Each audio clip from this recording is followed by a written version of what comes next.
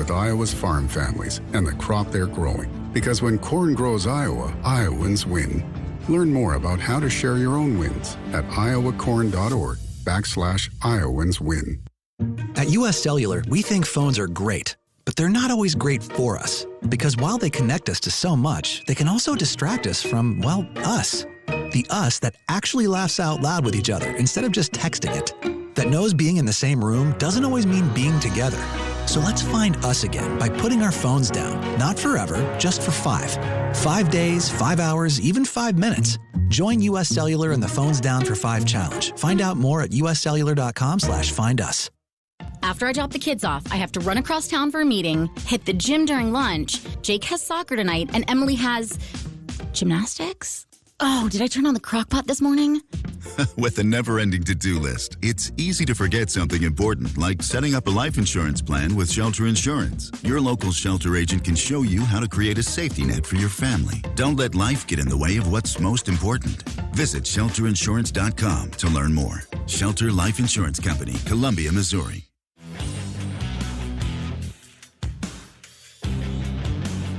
Welcome back to pregame coverage of Iowa Hawkeye baseball this afternoon. It's the series opener, Iowa and Western Michigan from Duane Banks Field today. Joined now by pitching coach Sean McGrath. Coach, a really dominant effort by your guys against Grandview this week. Yeah, it was a great effort, and we were able to get a lot of guys into that ball game. And they all played their part and did their job. We did a really phenomenal job of throwing strike one and advancing the count, and you saw the results, right? You're going to punch out 9 and induce a lot of really weak contact, and that's what those guys were able to do at a really high level on Wednesday. In those type of bullpen games where everybody kind of gets, one inning at a time, are you impressed that basically everybody that came in just kept riding that wave of momentum from the previous guy? I was really impressed. Especially there were a couple long innings. The next guy coming in had to sit through and get hot and get re-hot, and our guys did a really good job of remaining in the moment, keeping the main thing, and not getting concerned with variables which they can't control. So we've got Western Michigan for 3 games this weekend. Looks like we came out with our starting rotation. We'll go with Brody today, but just your thoughts on how the rotation for the weekend sets up with a little bit of a change. Yeah, obviously there's a change. Jerry will be pitching on Saturday, and Ty will get the ball on Sunday. I think we know what to expect with Brody today, and I think we might see a really good version of him tonight, after some really good work this week. But Jerry's done a phenomenal job. We've talked about it a little bit, his role as a bullpen ace, and he's really done a phenomenal job, and I think that role could have evolved into what we're going to see this weekend, which is, turning himself into a really phenomenal Big Ten starter. And then Ty, we talked about that. He had a really outstanding week this past week. Nice rebound week after a tough start to the year. We fixed that fastball and added a new version of the slider. And we think he's prepared to do the job we thought he was prepared to do all along. So we're excited about that. How does the new rotation change how you go to the bullpen? Because Jared Simpson was one of the first guys you'd call out for the weekend. So now that he's in the rotation, how does that change things? Yeah, it might allow for us to call on some more guys over the course of 27 innings on a weekend, which is nice. But yeah, losing a piece, the bullpen ace type of piece that was, able to so often secure us a W, will be different for us. And Marcus is back there now, and we'll do a nice job, whether it's out of the bullpen or, as a midweek starter, until he could kind of, push the guys above him, maybe re-earn a rotation role. But yeah, I think we'll see more hands out there, more hands on deck, and I expect really, really sound results from the rotation. You touched on Marcus Morgan there for a minute. Just moving him to the bullpen, is that an opportunity to maybe fix a couple things, or just that maybe Simpson deserves a few starts? How does that break down? I think it's equal parts, both things you said, but this here is giving us the same opportunity we had with Ty. Take a little bit of pressure off of him, allow us to dig a little bit deeper into the shapes of some pitches, but also some mental skills work. And, what we saw out of Marcus was, for really 15 of the 19 innings he threw so far this year, 18 and a third, he was pitching on an All-American type of standard. However, he'd get snake bitten what seemed to be like once a game, and that inning would snowball on him. And, we're doing some mental skills work to kind of combat that now, and he's taken to it fairly well. And I think, the next time Marcus gets out there, we'll see a better version of him. Talking with pitching coach Sean McGrath on our pregame show ahead of the series opener with Western Michigan today.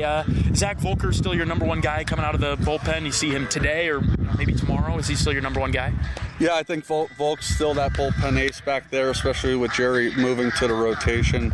I would say he'd be the first out today. However, if Brody goes 7, it might give you an opportunity to turn it over to Louis or Christopherson. And, if the score dictates that we might not have to use him today, that would be ideal. If we could go to some other guys, get some other guys work, either because Brody was lengthened out or, because we scored enough runs and widened that gap, that score margin, it'd be great to hold off another day on Volk for sure. Well, what do you see from Western Michigan as the weekend unfolds? They're a solid group. They're gonna hit a little bit, and our acceptance of that has to be there. They're not gonna roll over and just hand us a W. They have 2 hitters, namely Morrison, who's hitting 400. They have a kid, Sullivan, who's got some pop. He's got some juice. But it's a lineup that stretches from 1 to 9, and they could beat you if you're not on top of your game. All right, Coach, thanks for your time. Let's take down the Broncos today. Yes, sir. Let's do it. Pitching coach Sean McGrath on our pregame show ahead of the series opener, Iowa and Western Michigan. Coming up right after this, we'll talk with head coach of the Hawkeyes, Rick Heller, as our pregame show continues. This is Hawkeye Baseball from Learfield. Woo! Got my nachos, got my big TV, and my favorite chair. It's game time. But the only thing that would make it a little better is if I could listen to my local broadcasters while watching the game. Oh, hello. You must have wished for your game to be synced with TV and radio. I sure did. Do you have a DVR? You bet. Do you have a streaming device? Yeah. Blammo! Your game is now synced. It's that easy. Oh, boy. To see if you can get synced, head to syncmygame.com from Learfield. Syncmygame.com? Syncmygame.com. At US Cellular, we think phones are great, but they're not always great for us. Because while they connect us to so much, they can also distract us from, us. The us that actually laughs out loud with each other instead of just texting it. That knows being in the same room doesn't always mean being together. So let's find us again by putting our phones down. Not forever, just for 5. 5 days, 5 hours, even 5 minutes. Join US Cellular in the Phones Down for 5 challenge. Find out more at uscellular.com/findus. Knowing that I can make a difference in my patients' lives keeps me motivated every single day. Hi, I'm Dr. Kanya Ferguson at University of Iowa Healthcare. With academic medicine, we see the toughest cases, so we're always innovating. And we bring the best minds together to collaborate, so there's more brain power focused on you. Because that leads to exceptional care for our patients and our community. See how at uihc.org. Hey everyone, I'm Mark Wahlberg, and I have some exciting news to share. At Wahlburgers, we are all about bringing the family together to enjoy a great meal and have a great time. That's why right now, for a limited time, kids eat free every day at all Hy-Vee Wahlburger locations. Kids 12 and under can enjoy one free kids meal with any purchase of an adult burger, sandwich, or entree salad. Bring the family to Wahlburgers and the Wahlburgers and Hy-Vee stores, where right now kids can eat free.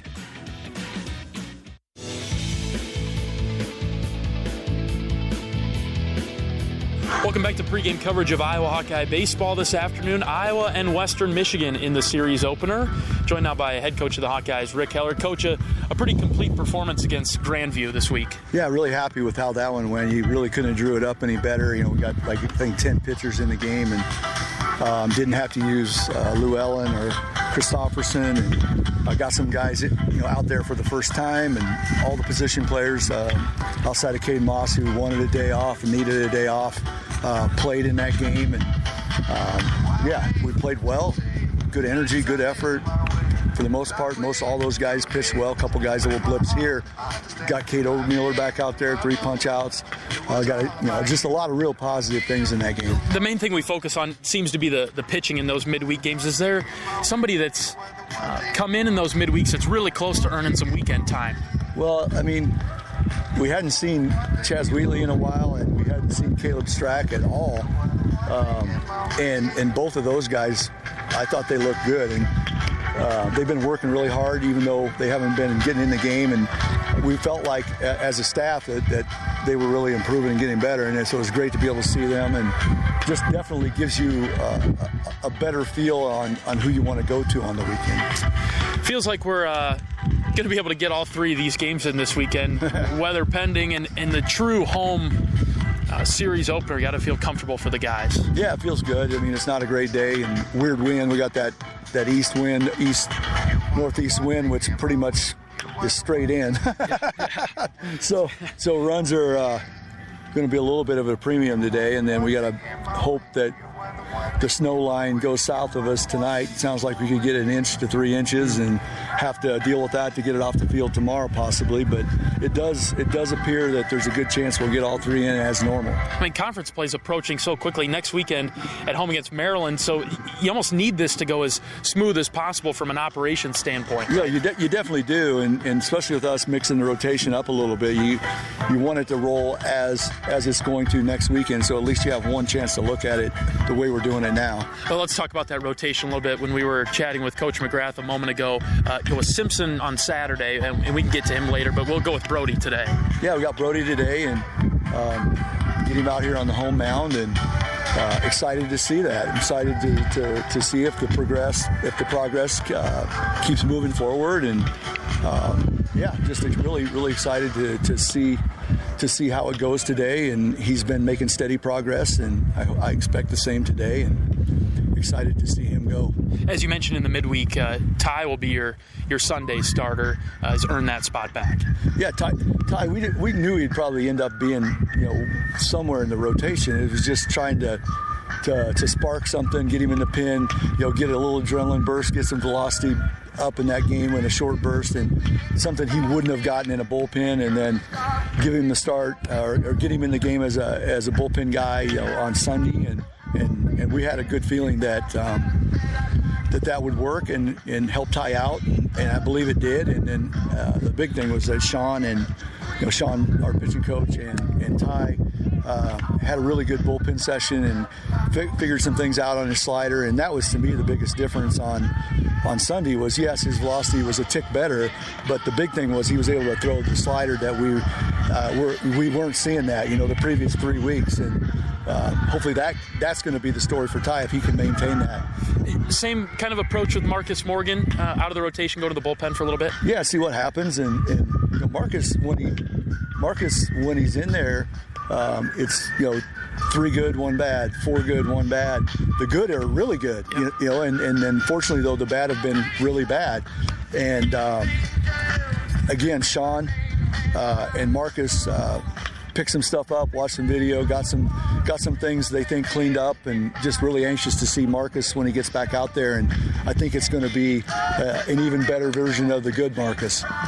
Talking with the head coach of the Hawkeyes, Rick Heller, on our pregame show this afternoon. Will Mulfler's back. What's his role going to be with the team? Well, Will's back. It was a perfect scenario against Grandview just to see if it was going to hold up a little bit with his back, and still pretty limited, and in fact it was a pinch hit where we told him whatever he did, just jog to first and we'll run for you, but try to get him a live at bat. And once we get Will back full speed, I mean, now that we're going to be without Chase Mosley, we could really use an experienced bat like Will's. We just got to get him back in the flow. It's been a long time. You mentioned Mosley being out for maybe some extended time. That kind of opens things up in right field. Wilmus or Frazier battling it out for the spot in right field, or do you plan to split the time? Well, both of them are going to be out there, and then where we're at now is we're trying to play the matchup game as best we can, and then if we could get somebody else really going. I mean, that gives you the flexibility, one game here, one game there, to even throw Keaton out there and get another DH in the lineup. Just gives us, some different options. But, the main thing out of that position right now is to play really good defense. Speaking of matchups, what do you see from this Western Michigan team this year, Coach? I think it's a pretty decent matchup for us tonight. Their best guy that's been their best guy, is going to go tonight. He's going to run up to 92, and it's been a tale of two games in the last 4 games he pitched. In Ball State series 2 weeks ago, it was primarily fastball oriented. I think the weather was probably cold and the wind blowing in, but they threw high percentage of fastballs in all of his early starts. And then last week he had his best start of the year, and it was just the opposite. It was almost all sliders and kind of low percentage of fastballs compared to the slider he was throwing. And so we're expecting that version tonight just because of the success that he had last week, and that's what we prepared for. But he's a guy that he's got quick feed. He picks at second. He's a good pick guy at first. Tough guy. He's got some toughness and competitiveness to him. He's a little fiery at times. All right. And he's going to be a challenge, especially on a day when you can hit some balls and not get rewarded. Statistically, when you look at their pitching staff, it's towards the bottom of their conference, Coach. And and how do you expose that? Well, you got to get to the bullpen, and that's the probably been their biggest nemesis, is not their starting pitching as much as they just can't find a guy that's their go-to guy in the bullpen. They got a bunch of guys that they're rotating, trying to find that mix, and and then let's face it, they opened up with a 3-game series at LSU. I mean, they've played some good people too, so you can take the stats a little bit with a grain of salt. And they did beat Ball State once, in conference play, and Ball State's a very good team. And so I've played Billy Gernon as their coach, and he does a great job. His guys play really hard. That's the thing I remember the most about playing them in the past.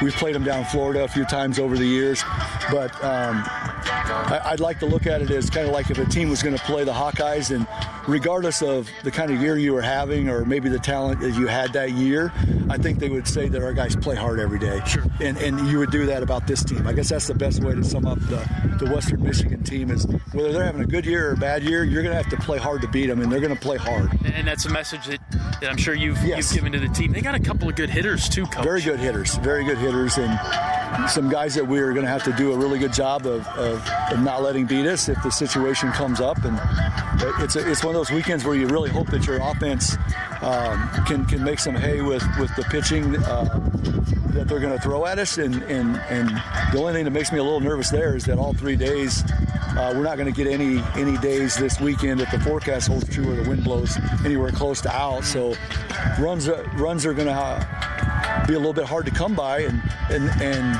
they're not a team that walks the house either. I mean, you're going to have to hit them to beat them generally. Mm-hmm. As this guy tonight, if we're disciplined, that's kind of the other message with the right-hander we're facing tonight, is that if we're disciplined, he's going to give you some stuff. It's the teams that chase, and he's that guy that'll try to get you to chase at the top of the zone, hit some weak fly balls, or on a day like today, even if you catch up to it, it's not going anywhere. You could have a long night if you're not disciplined today. All right, Coach, a couple of keys to victory to start the series off on the right foot. Well, we need to have Brody go out and set the tone and just let them know that they're going to have to earn everything that they get today. And the defense goes along with that. And we have seen kind of what happens when Brody's on the mound. You up in the booth and me as the coach, is that you don't always see a lot of hard contact, but it seems like you get weak contact that is hard to defend. You get those, because you're playing at normal depth, and you get the slow choppers. He gets a lot of swinging bunts, C&I bouncers through the holes, bleeder over the infielder's head. And so with that being said, the contact they make is not usually going to be hard contact. The thing that happened last week to give up a couple runs was a mistake here on defense. Give a free base. A walk, and then when that blooper drops in, then it costs you a run, and that's what we need to really clean up and try to eliminate. All right, Coach, thanks for your time. Let's win the day and take down the Broncos. All right, thanks a lot, John. Head coach of the Hawkeyes, Rick Heller, on our pregame show from Duane Banks this afternoon. It's Iowa and Western Michigan. First pitch coming up in just a few minutes. We're back after this. This is Hawkeye Baseball from Learfield. At Oak Knoll, our mission is to provide exceptional retirement living and health services through life care. I'm Steve Rowe, Executive Director. We are a not-for-profit life plan community and have served Iowa City for more than 55 years. Our team helps residents create home by living our values of caring, respect, enthusiasm, awareness, teamwork, and encouragement. If you're looking at retirement options, visit our website at oakknoll.com. We want you to lead life your way. Go Hawks! Hey everyone, I'm Mark Wahlberg, and I have some exciting news to share. At Wahlburgers, we are all about bringing the family together to enjoy a great meal and have a great time.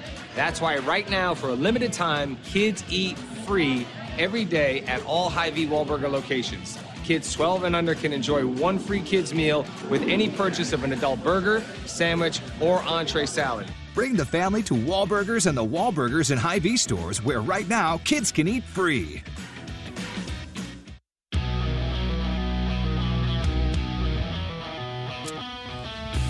Welcome back to Duane Banks Field. Moments away from first pitch, Iowa and Western Michigan in the series opener with the Broncos this weekend. Let's welcome in color analyst John Evans. John, it's good to be home and hopefully have a true home series, not like we had last weekend with South Dakota State. Yeah, we should, if forecast at least holds up a little bit tomorrow, sounds like we'll get to play 3 games on Friday, Saturday, and Sunday, and all here in Iowa City. Yeah, and you know, you think about the importance of that because conference play is next weekend.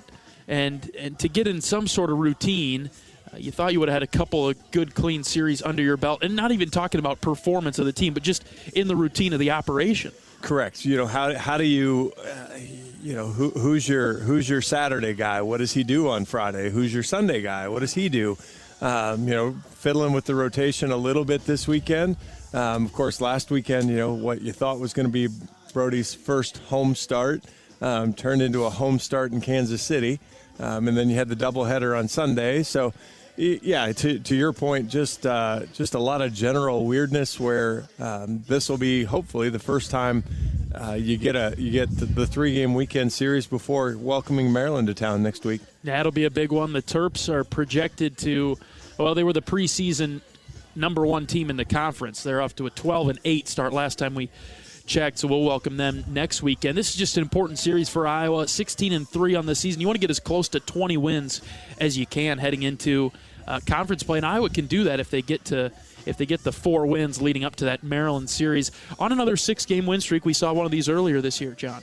It'd be obviously you call it a pretty amazing start, but would be the best start ever if they could stretch it out that far. But as Coach Heller would tell you, and you probably heard at least a little bit of the sentiment in your pregame interview with him. It's still one game at a time. This isn't the type of team that says, hey, we're going to roll out the balls and we're going to win every game. It's you still have to execute and do the things right, and this isn't 75 degrees and a perfectly sunny day, so they're going to have to, it's not terrible, but they're going to have to battle through some elements again and get things done. But, if you would have asked Coach Heller for a dream start, this is probably pretty close to what it would look like. And a couple of thoughts along with that, too, in that the messaging to the team is, okay, yeah, we are 16-3, is still not playing as great as we can. And so that's a little ammo in the little gas in the tank there, right? Certainly, and we've talked about this through the weeks of,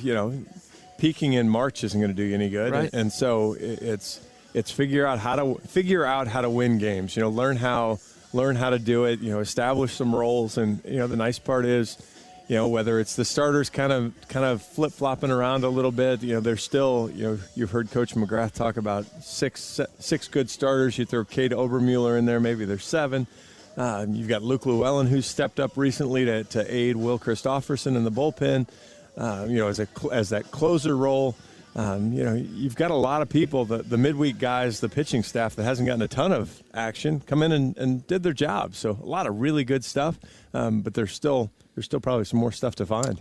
John mentioned that it wasn't exactly 75 and sunny. He's unfortunately accurate about that. I like when you're right. Unfortunately, you're right this time, too. It is sunny here in Iowa City today. It was kind of an overcast start to the day, but current temperature says 52, feels like 49, but a pretty stiff breeze blowing from right to left and also in from right. So what we heard from Coach Heller in pregame, going to be pretty difficult for either team to carry baseballs out of the ballpark this weekend.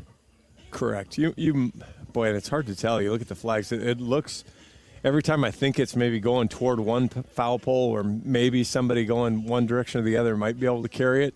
Then I look out to center and the American flag looks like it's just blowing basically straight back at us. So I don't think there'll be a lot of help that way, and that'll just make it even more important for Brody to throw strike one today. I mean, that's Coach McGrath's mantra over and over, but today even more so. Don't give him the free bases. Don't let any of the don't hurt yourself and make a team that maybe struggles 1 to 9 try to beat you without giving them much in between. Western Michigan in town. The starting lineup's just about to be announced. The Broncos are 5-13. They had a rough February, but granted they played LSU in a 3-game series to start their season. They were 0-6 in February, so when you look at their record at 5-13, you just think they're not great. But in March, they went 5-7, including a couple wins in the MAC. They beat Ball State in a game, who's a good program there in Muncie. So they're picking it up a little bit. They were 5-7 in March. I'd rather look at that than 5-13 overall, because they started the season against really good competition. Baseball's such a long season too. You can't get too wound up about what happened a month ago. I mean, they lost 10-0 to LSU to open the season. They faced Paul Skeens, arguably maybe the best pitcher in the country right now, and so no real harm there. And they've struggled their way, as you heard Coach Heller say, just really to sustain the depth through a series. And so that'll be the part of, can Iowa show patience, get into that bullpen, especially if you can get into the bullpen today. It'll set you up for a good solid weekend of being able to get into that bullpen again. Yeah, the pitching seems to be a bit of an issue. In terms of batting average for Western Michigan, they're in the middle of their conference. As a team, they hit .258, but their ERA, team ERA, as their pitching staff, is 9.42, and that is at the bottom of the MAC. And so you look at some of these scores that they've had this season. They got beat by Northern Kentucky 27-4. So I don't know what Northern Kentucky, what kind of baseball program they have, but they put up 27 points against 27 runs rather against Western Michigan. A couple other lopsided scores along the way, but the pitching seems to be the weakness of Western Michigan. So it'll be up to Iowa to find a number of ways to get some runs on the board against them. Right, because this could be a day where, the wind's blowing in. You don't want the pitching staff to all of a sudden find it. And, today's starter, Brady Miller, did a really nice job in his last start. He was, he threw 6 innings or 7 innings. Threw 7 innings, gave up just 3 hits, retired the first 8 hitters he faced. So he was really solid. And so, we say it all the time about Iowa. These northern schools at LSU, at Northern Kentucky, at North Carolina A&T, and I assume they played Bucknell there, at Presbyterian, at Ball State. Yeah. They haven't been home either to really kind of get their bearings, and so his first start there, he kind of finds it, and maybe he starts to get into a little rhythm. Before we take our final break of pregame, let's pause 10 seconds for station identification. This is Iowa Hawkeye Baseball.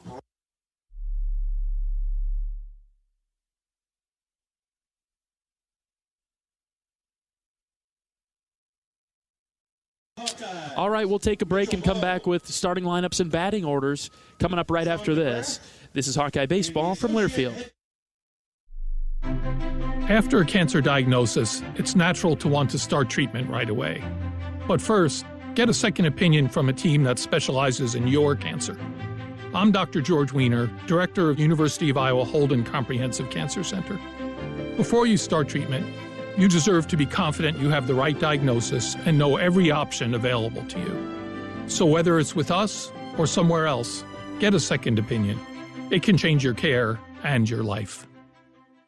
Woo! Ooh, got my nachos, got my big TV, and my favorite chair. It's game time. But you know, the only thing that would make it a little better is if I could listen to my local broadcasters while watching the game. Oh, hello. You must have wished for your game to be synced with TV and radio. I sure did. Do you have a DVR? You bet. Do you have a streaming device? Yeah. Blammo! Your game is now synced. It's that easy. Oh, boy. To see if you can get synced, head to syncmygame.com from Learfield. Syncmygame.com? Syncmygame.com.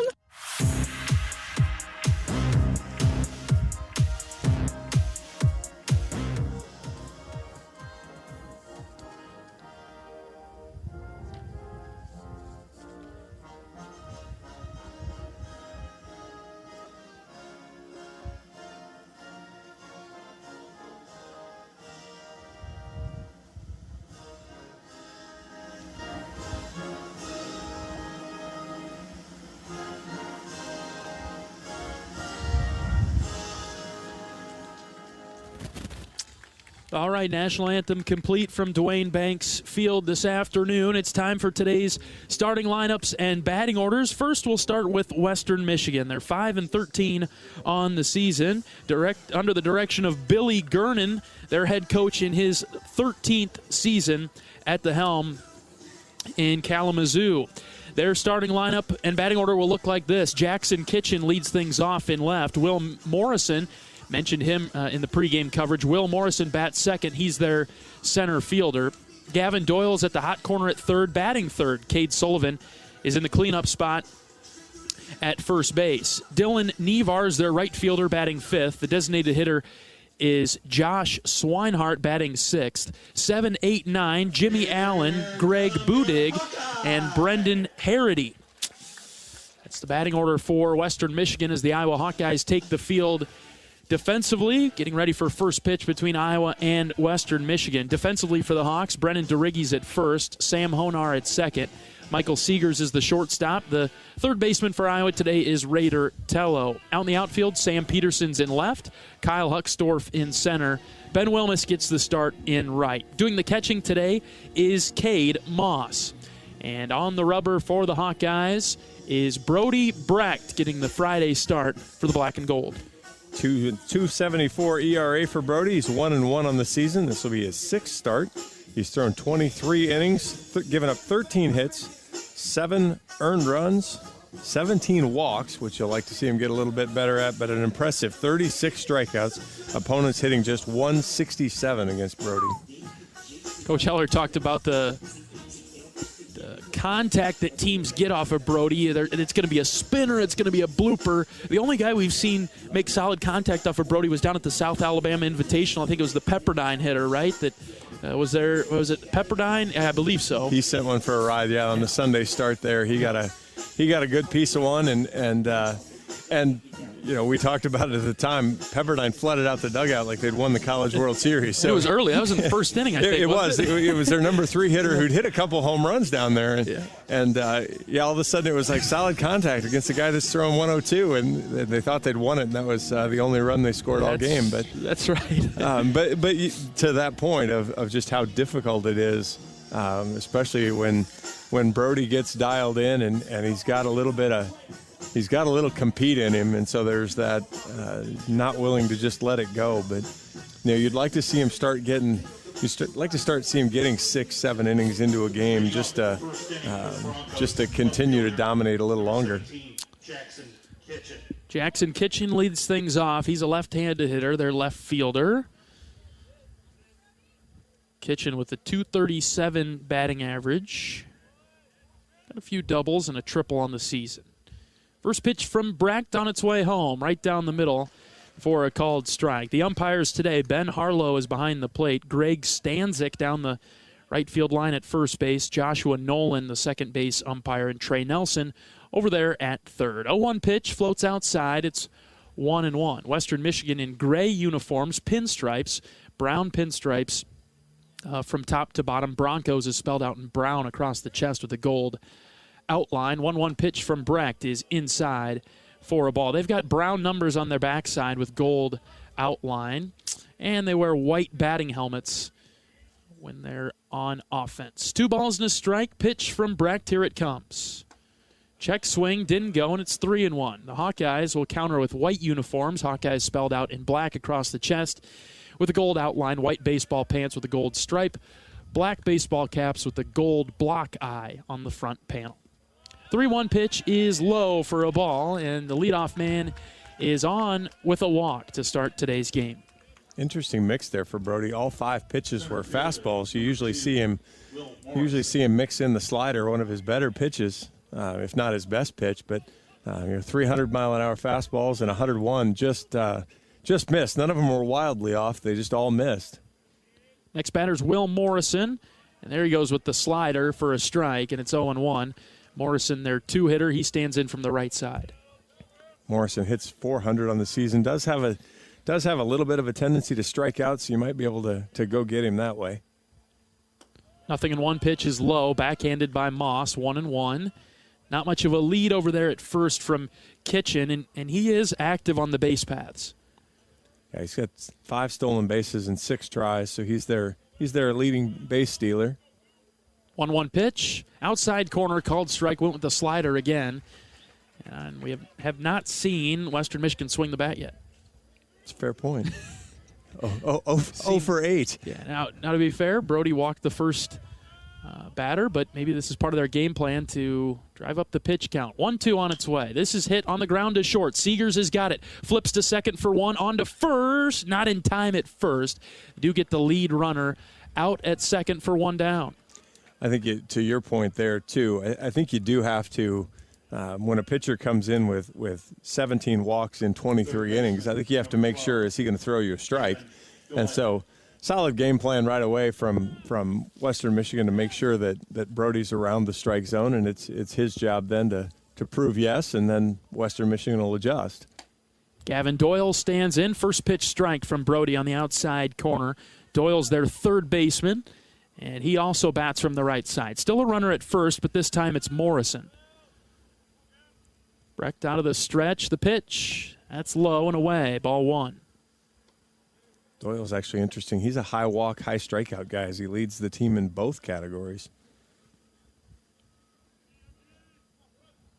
Not too often you see that, John. No, it's an unusual mix.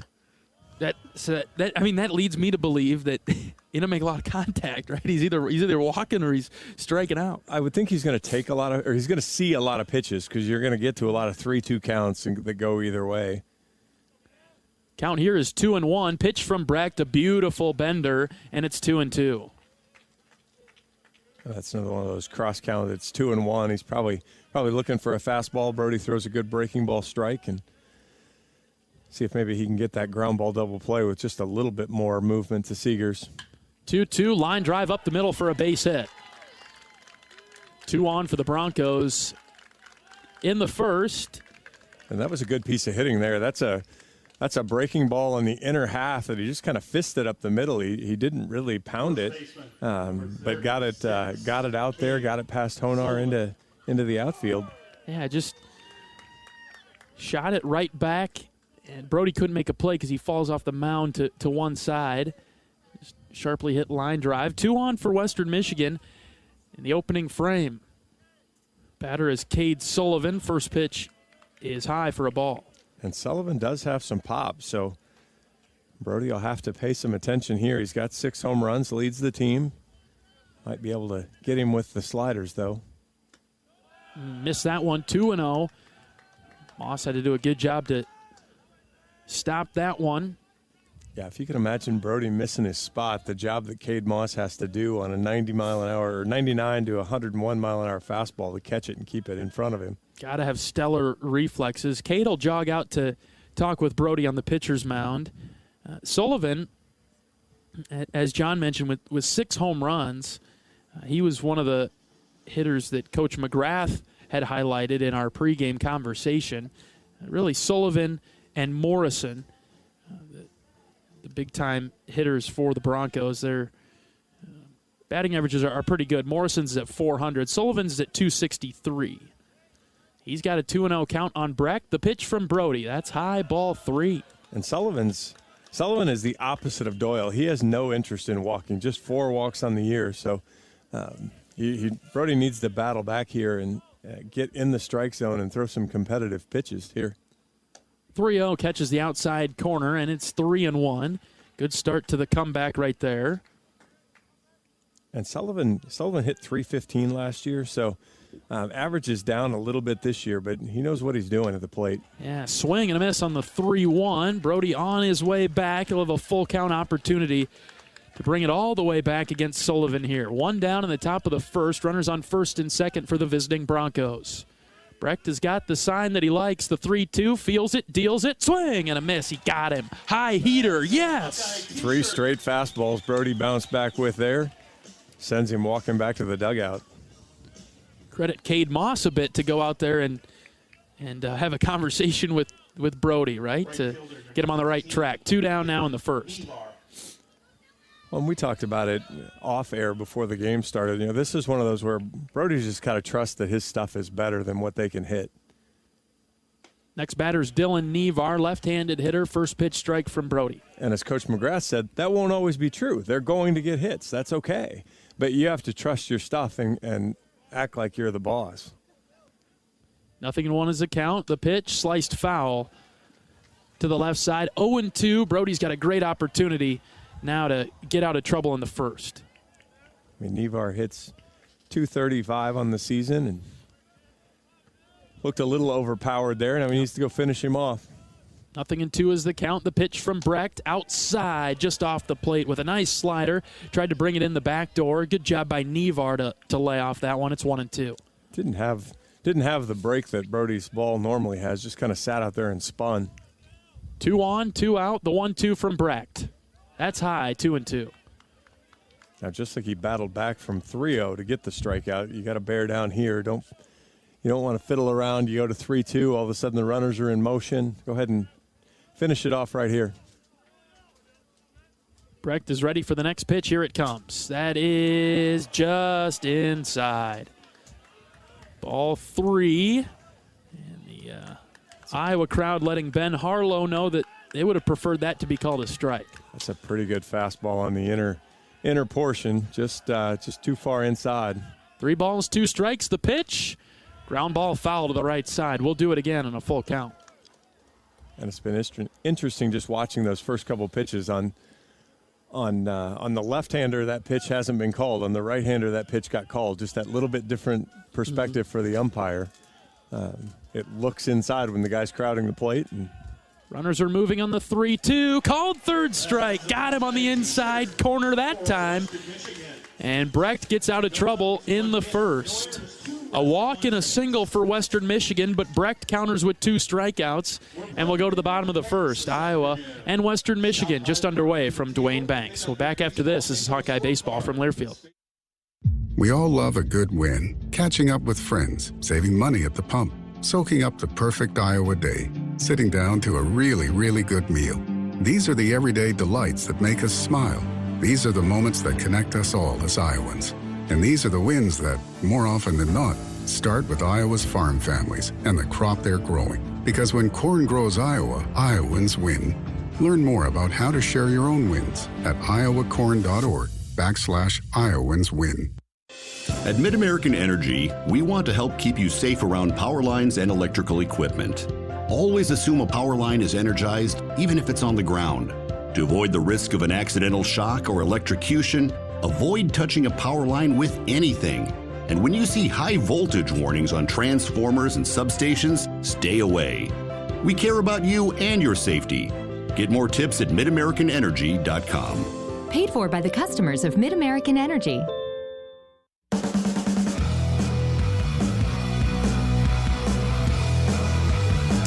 Iowa holds Western Michigan scoreless in the top half of the inning.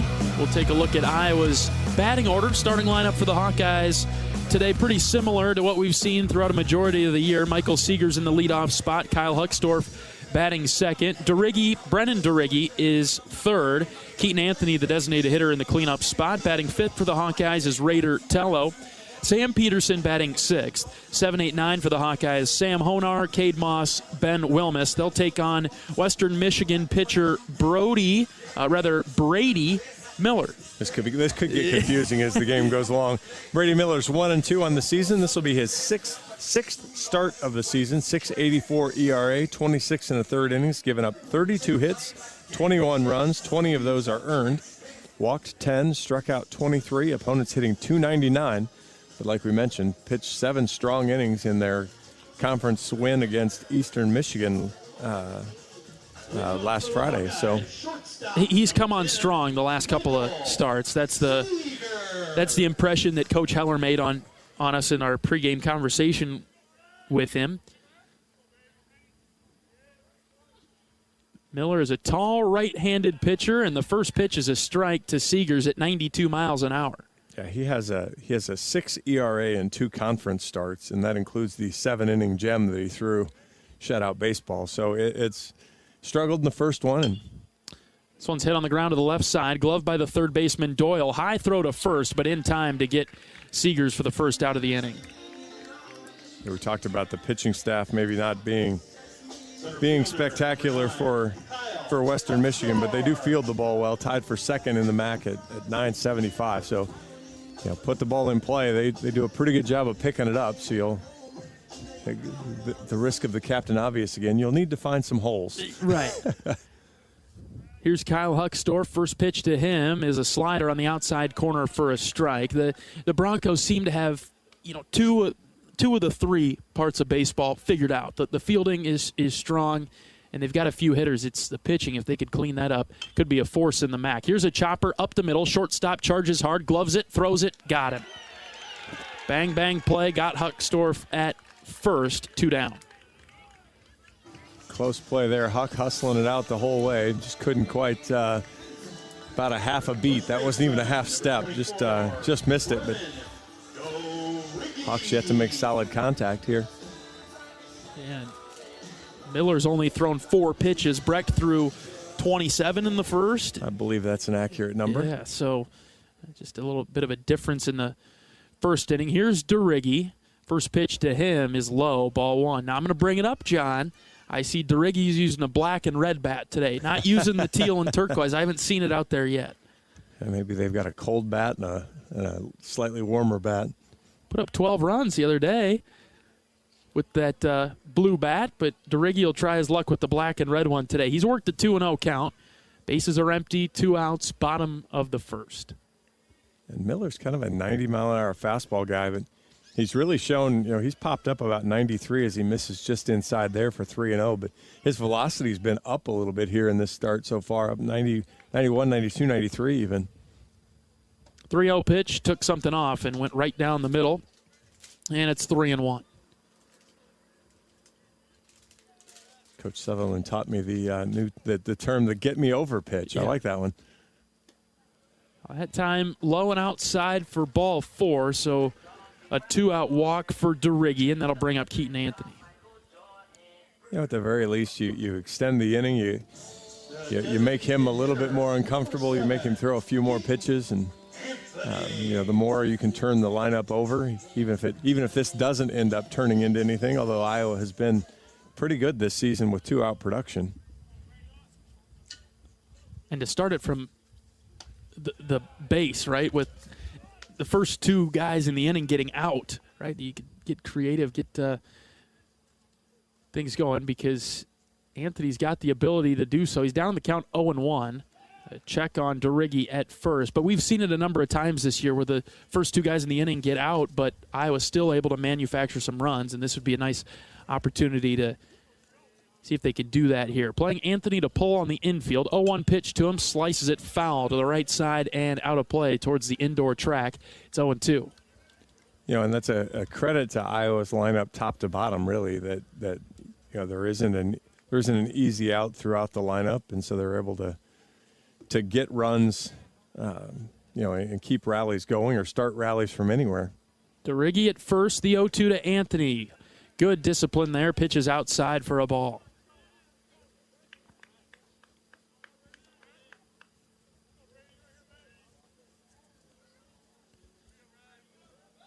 Quick move to first. DeRiggi on a delay. He gets back in time. That was one of the things that Coach Heller noted in the pregame was that, hey, Miller's got a pretty good move over to first, and he'll try it at second, too. 1-2 to Anthony. That's high on the hands, 2-2. He mentioned good, quick feet, and he's trying to show it. We've kind of joked about DeRiggi a little bit, but 5 stolen bases on 5 tries, so he's done a really nice job taking advantage of the opportunities when they present themselves.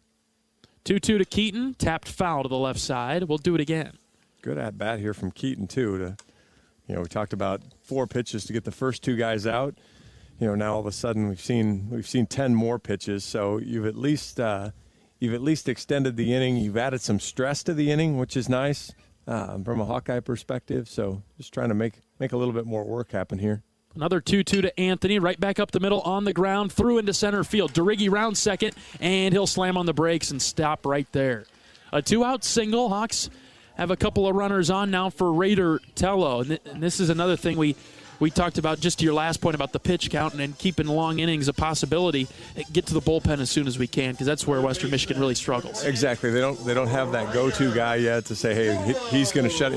South Dakota State, we're like, okay, we got to stay away from that guy. Western Michigan hasn't really found that guy yet.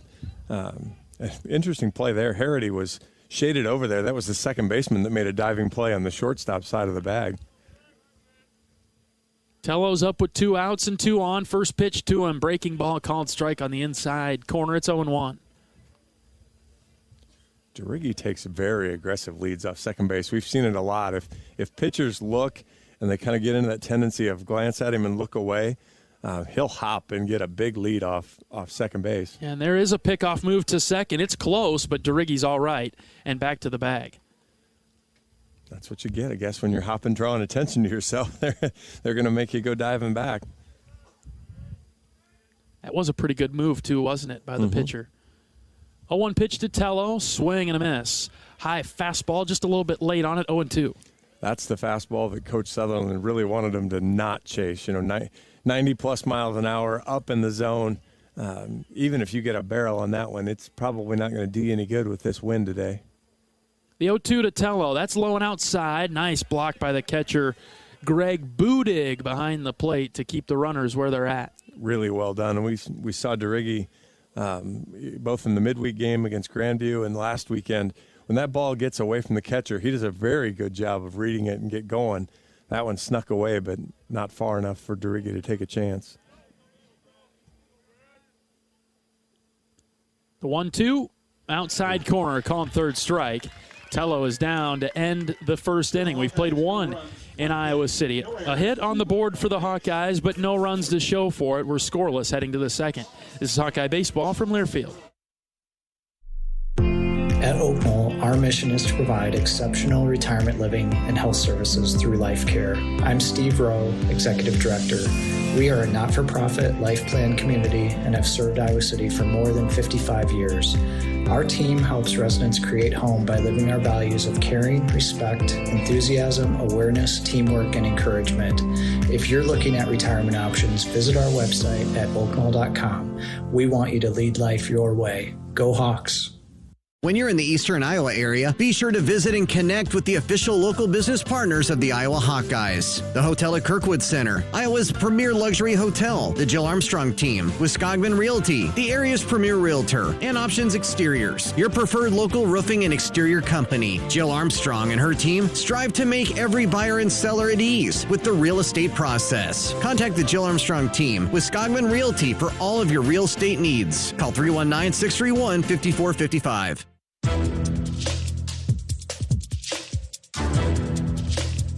This copyrighted broadcast is an exclusive presentation of Learfield under the broadcasting rights granted by the University of Iowa. Reuse of this presentation is prohibited without the expressed written consent of the university and Learfield. Announcers are provided by Learfield and approved by the university. Second inning, Iowa and Western Michigan scoreless. In the early going, Brody Brecht returning to the mound. A good first inning, but the pitch count a little bit high. Let's see if we have a smoother inning this time around. The batter is Swinehart, their designated hitter. First pitch from Brecht, swing and a miss. Right at him with the 98-mile-an-hour fastball in the outer half.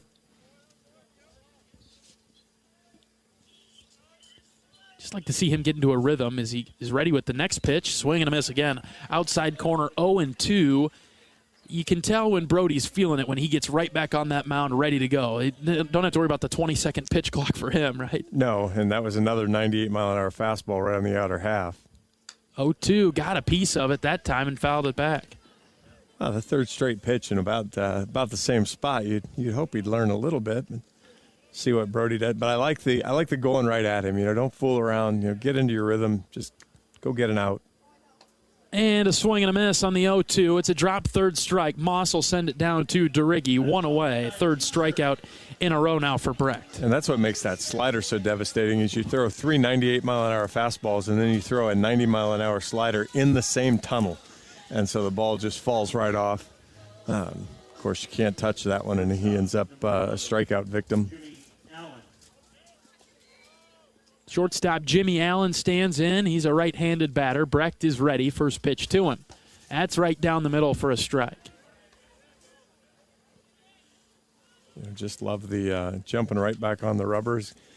Just going right after it, not trying to overthrow, just slinging it. Nasty slider. 0-2 on the swing and miss. Again, that's the same thing. You just saw 99 right down the pipe, and so now you see what you think is going to be 98 on the outer half, and you go get it, and the ball breaks away from you. Ooh, just outside with a fastball. I don't think Allen was ready to swing at that one. Allen was just going to tip his helmet and walk back to the dugout. Yeah. Counts 1-2 with one away in the top of the second. Pitch from Brecht. On the ground to the left side. Seegers is ready. He's got it, comes up firing, and in time for out number 2. Good long throw across the diamond there for Seegers, and that's another one of those.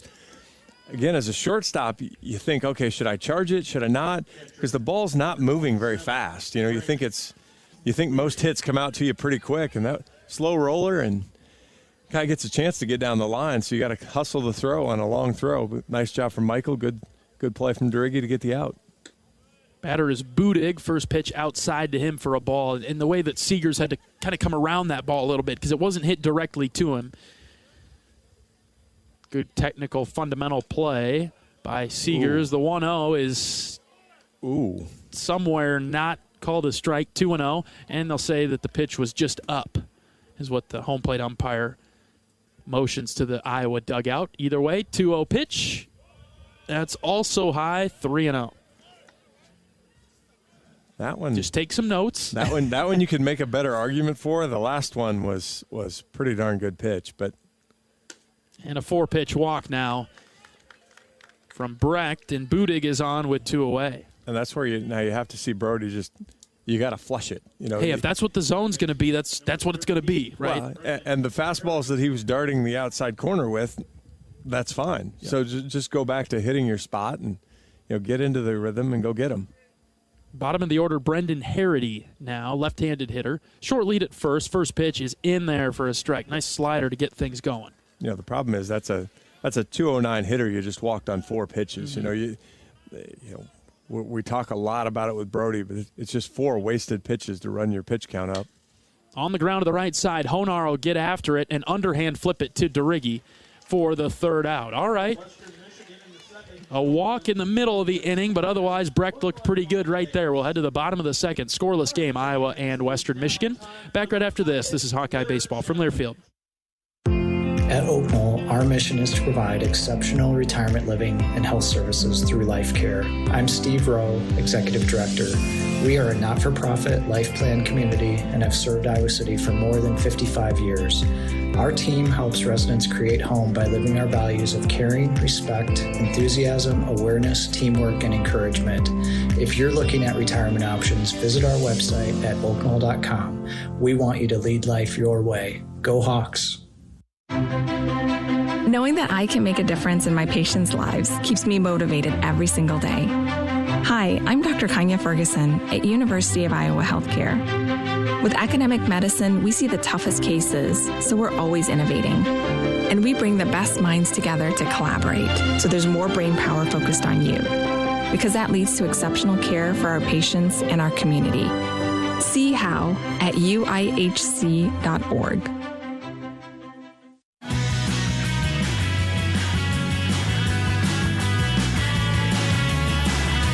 6-7-8 due up for Iowa. In the bottom of the second, it'll be Peterson, Honar, and Moss. A chilly day in Iowa City and breezy as well. Wind blowing from right to left and in a bit as well. So it'll be really hard to carry a ball out of here today unless somebody gets a charge into one. It'll be a line drive, ground ball, base hit type of day. Sam Peterson's just your guy to put a charge in. He is. He is. I'll give you credit for that one, John, if he takes one out of here. You've had a pretty good record this year on calling your shot. You try not to call too many because then you can get yourself in hot water. Yeah, don't want too big of a sample size. Yeah, exactly. So you try to keep selective spots. So let's be fair. I'm not calling Sam's on this one, so I just want to make sure. If he gets it, you can still give me some credit for at least bringing it up. The idea. Peterson leads off the second. First pitch to him. Well, he was swinging for the fences, and he missed it, 0-1. Wow, that's the fun part about Petey's. He's never going to get cheated at the plate on a cut. So might have been the hardest swing I've seen him take all year. 0-1. He lays off the high one this time, and it's 1-1. We get a lot of exit velocity on the ball. I want to see what the bat's swing speed was. Miller's ready with the 1-1. Nice breaking ball. Called strike, 1-2. Very nicely done. Top of the strike zone there. Good breaking ball. Each team with one hit. Doyle has theirs. Anthony has ours. 1-2 pitch. Peterson slaps it foul to the right side and out of play. You really need to do a good job of identifying that breaking ball out of the hand early so you can see it, especially kind of a big looping breaking ball that just kind of works its way back into the middle of the plate. You want to try to see that as quickly as you can. 1-2, popped up right side, tailing into foul territory, getting out of play. We'll do it again at 1-2. That's something that Coach Heller mentioned, that Miller's breaking ball actually was really good in his last outing, whereas before, the outing before, it was predominantly fastballs. So he expected that the guys would see a lot of sliders today. There's another one, but Peterson shoots it back up the middle. It's caught by the center fielder. Morrison's got it for out number one. Yeah, Petey really got a piece of that one. Hit it hard. Stuck with that breaking ball that times. Just either needed to not hit it as good, or not sure hitting it a whole lot better would have helped. He'd have just kind of launched it up into the wind, but good contact there from Petey. Another Hawkeye that can drive the baseball, Sam Honar. He'll stand in. One away in the bottom of the second. Bases are empty. First pitch to Sam is outside for a ball. With the teal bat. He's got the teal bat. He found it. I saw him throw it in the bat box when I was down in the dugout before the game. Got lost in there for a second. 1 ball, no strikes. Pitch to Honar. This one's lined into the right center gap. Get down. It is down and to the wall. Honar rounding first. Flips off his helmet. He's headed for second, and he'll stop there with a 1-out double to get things going for the Hawks in the second. Really good piece of hitting there. 108 on the exit velocity. Just pounded it out there. Hawks have taken 2 of those curveballs now and got good barrel on it and driven it into the gap. That one, fortunately, away from the center fielder, was able to get on the grass and scoot out there.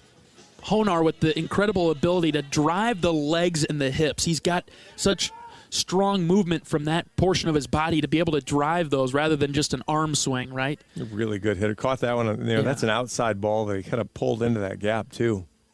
Here's Cade Moss. First pitch to Moss. That's high for a ball. Moss had a day off on Wednesday against Grandview. He was the only position player, one of the only position players to did not play, and that was by design. Cade needed just a day of rest, and the count's 1-1 to him. Moss has solidified himself as the starting catcher for the Hawks. And the Hawks have a couple of catchers that they want to keep getting. Garrett Christensen's done a nice job. Ben Tolman's done a nice job. Just trying to make sure you get everybody enough activity. It's not always easy. Pickoff move to second. Honar's back in without much of a sweat. 1 ball, 1 strike, 1 out to Moss. Bottom 2 were scoreless. This pitching staff, with some of the velocity they have, some of the pitch movement they have, they're not easy to catch. And so that's where Cade really excels. Miller's ready, the 1-1. That's low and ooh, it's called a strike right on the corner. Yeah, it's a good pitch, and it's 1-2. I was about to call it a ball, but low and outside corner. It was a good a good frame job there by Budig, but it caught the outer part of the tic-tac-toe board. Ben Wilmus is on deck. Runner at second is Honar. The 1-2 just outside, and it's 2-2. Tried to get him to chase the breaking ball. It's a really good pitch sequence there. Again, we talked about Brody in the top of the inning. Brady here in the bottom of the inning threw it right in that same tunnel. Moss just was able to show good discipline and not go chase it. The 2-2 tapped foul past Coach Heller at the third base coach's box. We'll do it again. So cool stepping out of the way of that. Yeah. Just didn't even flinch, just a step forward. There was no worry at all. He had it tracked the whole way. Could really test the arms of the outfielders with the wind the way it is with a base hit here. The 2-2. This is lined into left, into the corner, and down for a base hit. It'll get to the wall. Honar rounding third. He'll score. Cade Moss gets the Hawkeyes on the board with an RBI double. That's 3 hitters in a row that have stuck to that curveball, really saw it the whole way. Again, it's kind of a big looper, so if you can identify it, it's very hittable for guys at this level, not me. But guys at this level can make contact. Kay did a good job going, got that outside curveball, pulled it into left field, traded places with Honar. Yeah, and Wilmus will now try to do the same with Moss, trade places with him at second. Iowa leading 1-0, bottom 2. Moss with a good lead at second. Here is Ben Wilmus, the 9-hitter. They'll check on the runner at second. Wilmus getting a few starts as of late now, making his 4th of the season. Batting 167, but he finds his way on. 500 on-base percentage, so, just kind of that gritty way of getting it done. First pitch high and outside for a ball. Handles the bat well, so, he might not be the perfect bunt scenario here, but he does a good job with that. He runs the bases well. He's got a couple stolen bases. Counts even at 1 after a fastball up in the zone is called a strike. 1-1. We're going to have to do our research and get some information on why he doesn't wear batting gloves. My hands would be numb by this point. Maybe you already know that answer, but we're going to have to figure it out. 1-1. That's low. Ball 2. Ooh, man. This zone is tight today. Yeah, it's interesting. I've asked Ben a lot of questions. I have yet to ask him that one, so I'll track into that one for you. Back to the simple fundamentals on that question. Exactly. 2 balls and a strike. Runner at second's Moss. The pitch, breaking ball, and that's called a strike, and it's 2-2. That one looked a little bit outside. Just the zone, not much movement, not much room high or low, but a little bit off the outside corner, I guess is the way to describe it to this point. We've got a rectangle laying down. And then the 2-2 is just outside this time, and counts full. I mean, obviously it makes it really difficult to pitch, but as a hitter, that makes it really difficult as well. And we're still early, so I mean, we're picking here in the bottom of the second inning, but 3-2 inside for a ball, and Wilmus really earned that walk right there. That's a good at bat there. Did a good job fighting back with it and kind of sticking in there. Back to the top of the order now in Michael Seegers. Iowa leading 1-0, bottom 2 and 2 on for the Hawks. I was kind of joking with Coach Heller in the dugout before the game. It seemed like we'd seen Don Umlin for pretty much every game we'd had so far at home this year. And the crews are all just randomly assigned, and especially as we get into the Big Ten season, they get, they kind of get away from regional. Oh. First pitch up and in, check swing, and that umpire, Greg Stanzik, says, yeah, sorry, Michael, you went around, and it's 0-1. Find a way to put the ball in play. Infield seems to be playing in, especially in the middle, and Seegers hits it right back to the pitcher. Thrown to second for 1, trouble out of the glove to first, safe at first. And so the inning stays alive for the Hawkeyes. Wilmus is out at second, but Iowa will have a couple of runners on, 1 on each corner.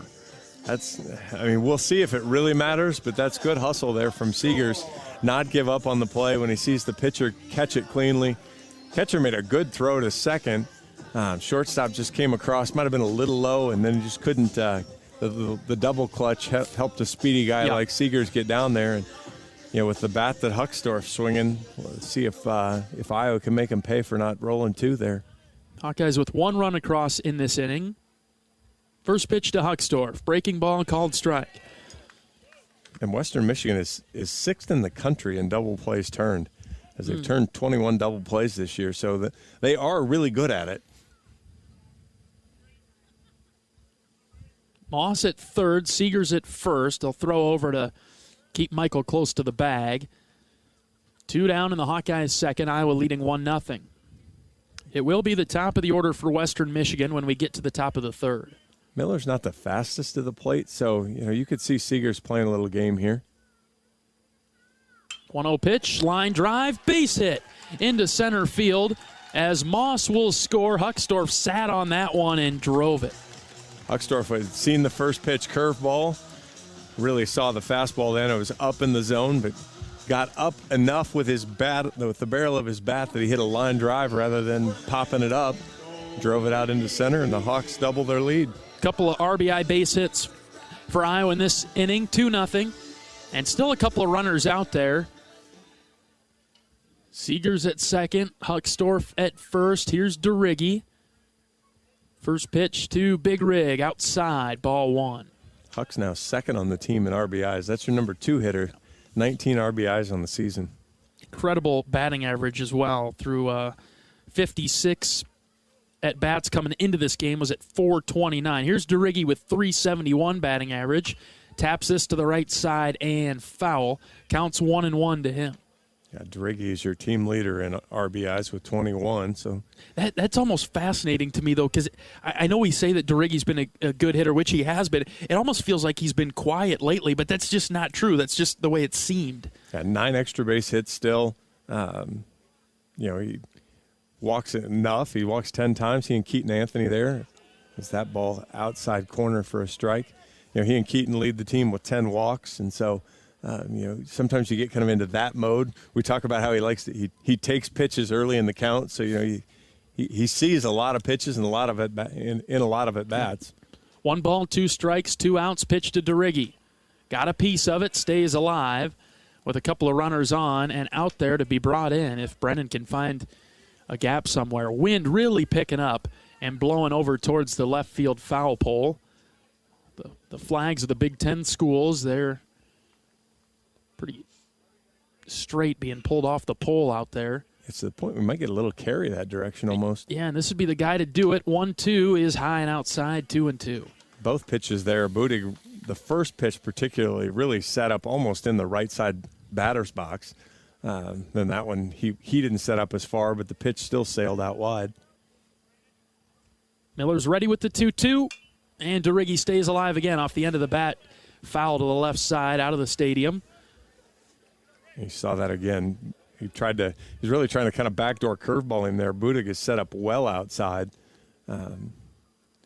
DeRiggi does a nice job fighting that ball off, kind of a high curveball up there. He just goes and pokes it out of play and tries to get a better pitch. Iowa leading Western Michigan 2-0, bottom of the second. Seegers is on second. Huckstorf, who just drove in a run, he's at first. 2-2 to DeRiggi. Line drive and foul down the right field line. That would have plated a couple of Hawkeyes. Yeah, Huck's going to score from first there for sure, but yeah, just ahead of the curveball there and ripped it down the line. DeRiggi sprayed it all over. Left field, right field. Stayed alive with one straight back. Now got to put one between the white lines. If he hasn't figured it out yet, the game plan is to stay away from him, so hopefully he's ready. 2-2, line drive, base hit into right. This could get into the corner. Seegers being waved home. Huckstorf to third. DeRiggi will stop at first. An RBI single for Big Rig. Yes! What an at-bat there from Brennan. And that pitch was a good pitch, an 82-mile-an-hour curveball down low, might have even been out of the zone. But Brennan just goes down, gets it, pulls it through the shift, which, again, was even impressive as the second baseman was slid over. Give Keaton Anthony a chance here to see if Hawks can keep piling on.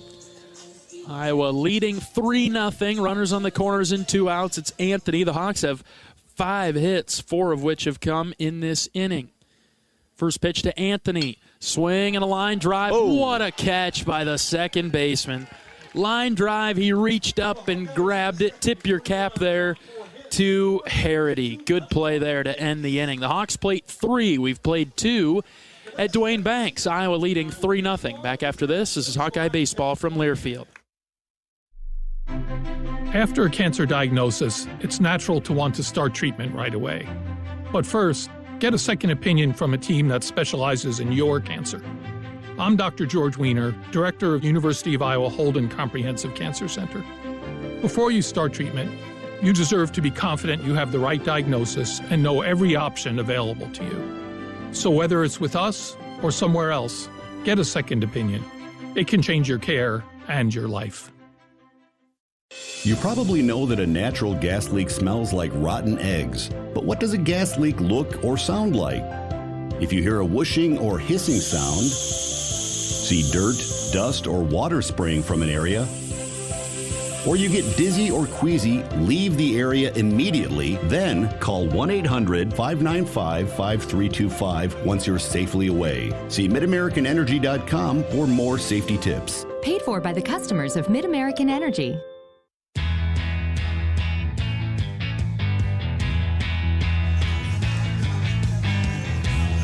Iowa leading Western Michigan 3-0.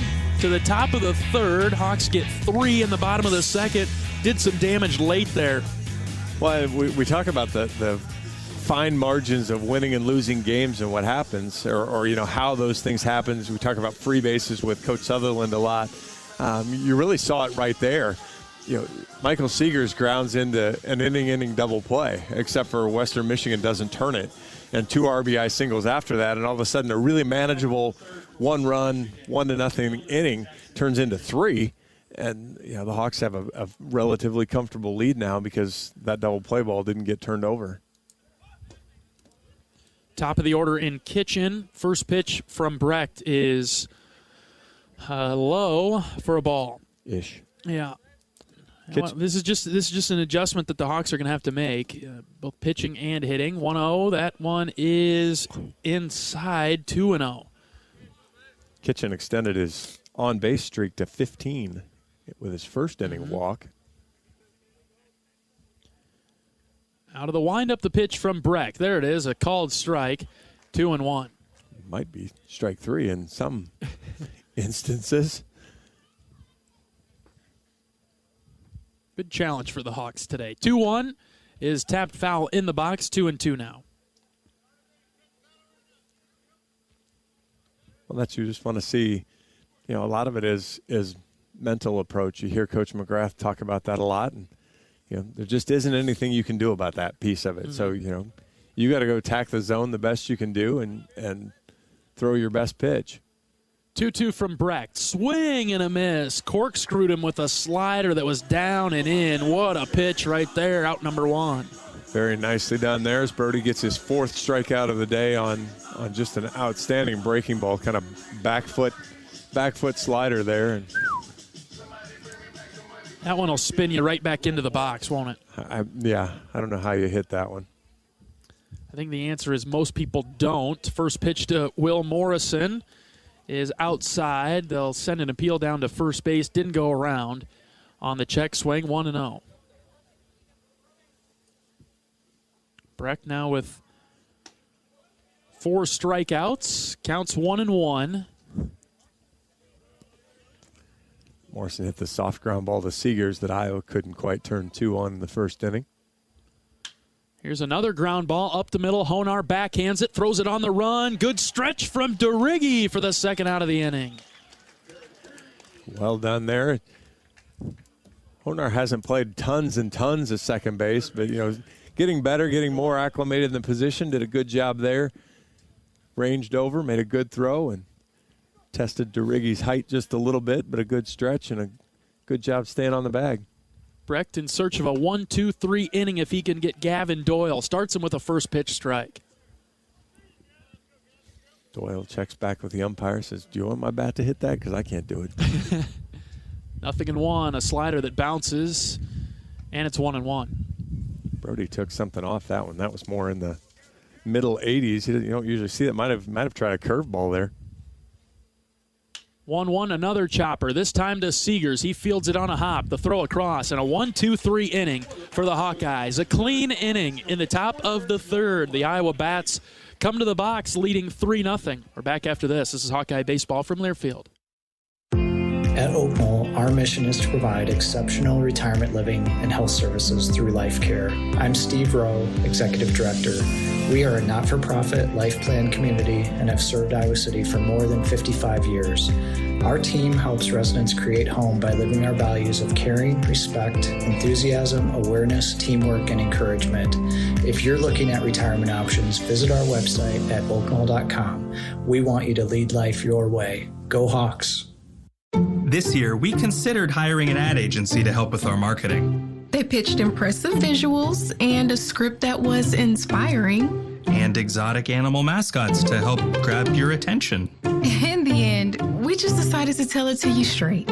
Shelter Insurance has award-winning customer service at affordable rates. Plus, our local agents are there to help you understand what coverage you need. To find an agent near you, visit shelterinsurance.com and switch today.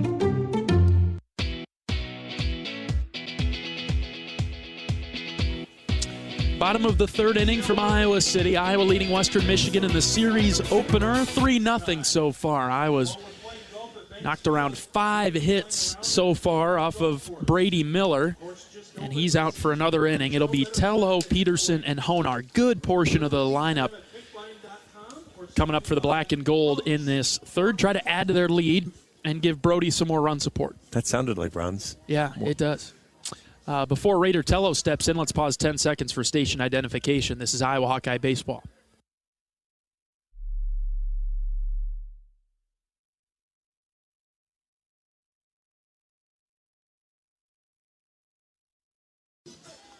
All right, Tello stands in. First pitch to him, ground ball right back up the middle for a base hit. He sent that right back where it came from. And Tello's on with a first pitch leadoff single. Looking fastball, and you put a fastball in the middle of the zone to Raider, and he's going to swing at it, and does a really nice job. Turned it right back around. I almost feel like he's, I don't know if I want to say the most aggressive hitter in the Iowa lineup when you got the likes of maybe Sam Peterson and Kyle Hucksdorf, but Tello's really solidified himself as being an aggressive batter in the middle of the order. For sure. And I think you could probably – they're different in how they're aggressive, I think is probably the way to say that. Tello does a really nice job of picking off strikes. Here is Peterson. He sends one foul down the left field line. Counts 1-1 to the Hawkeye left fielder. Petey occasionally decides that he's going to hit one hard, and it doesn't really matter where the pitch is. Right. And it works. The majority of the time, he does a good job, and it works. That's the best part. Tello at first. Peterson, the batter. 1-1 pitch to him. Breaking ball, just in. Ball 2. Ish. Even for the Western Michigan pitchers. Yeah, every new umpires for us too. So we haven't necessarily seen everybody's zone, and this is just smaller than what we've seen so far. 2-1 half swing. Peterson got a piece of it. Hits it foul, 2-2. I was just saying in his first at-bat, Petey rarely gets cheated on a swing. He kind of did there. That one right there, yeah. Kind of got cheated out of a good full swing. Tello with the lead to the cut of the grass. The next pitch to Peterson in the dirt. Tello takes off for second. No throw. And Raider does a great job reading that downward angle, saw that it was going to be in the dirt, and took off. Really got a good jump on it, and once he saw it skip away at all from the catcher, he was full run, and then Budig tried to make kind of one swipe at it and missed, and then once he missed, he obviously had no chance of getting Tello out. So now Petey will have a chance with a full count here to drive in a run from scoring position. A lot of room on the right side for Peterson. He's a mainly pull hitter. The 3-2 swing and a miss. Good pitch there. I think a changeup. Got fooled there with a really good pitch. Threw that changeup in and in on the hands, so it kind of looks like it's coming in. Petey thought he had a good fastball coming in there, had it all timed up, and bottom fell right out of it. One down in the Hawkeye third. And a 3-0 lead. Trying to add to it. A base hit could put another run across for Iowa with Tello standing out there at second. Here's Honar. First pitch to him. That's inside. Backing him off the plate. Ball one. Going back to that last pitch that Miller threw to Peterson, I think the impressive part of that, too, is he hasn't thrown a ton of those changeups, too. Yeah. So you catch him off guard second time through the order.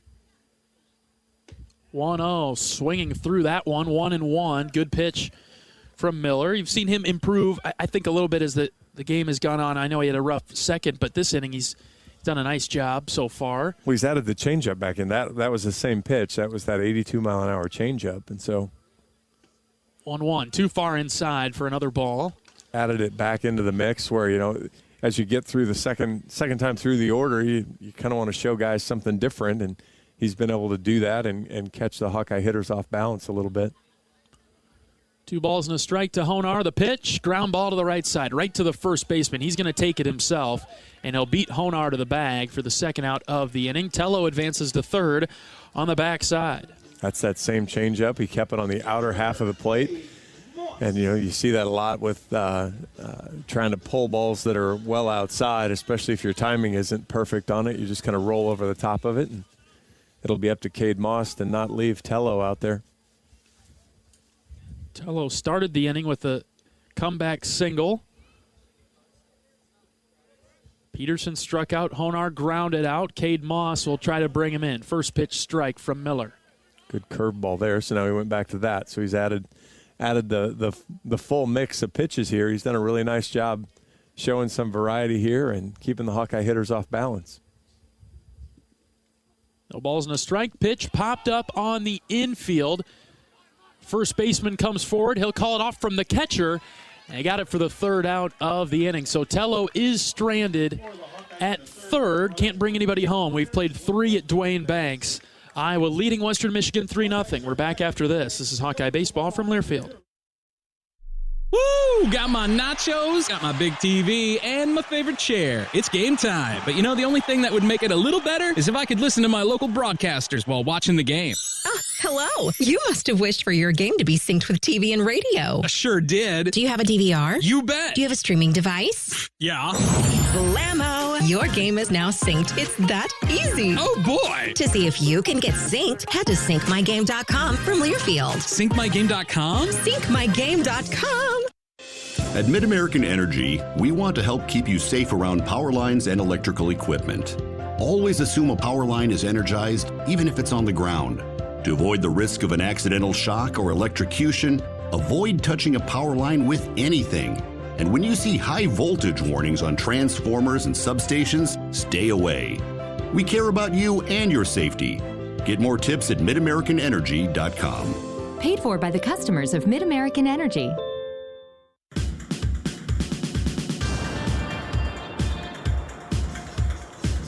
Top of the 4th inning in Iowa City. The Hawkeyes leading the Broncos of Western Michigan 3-0.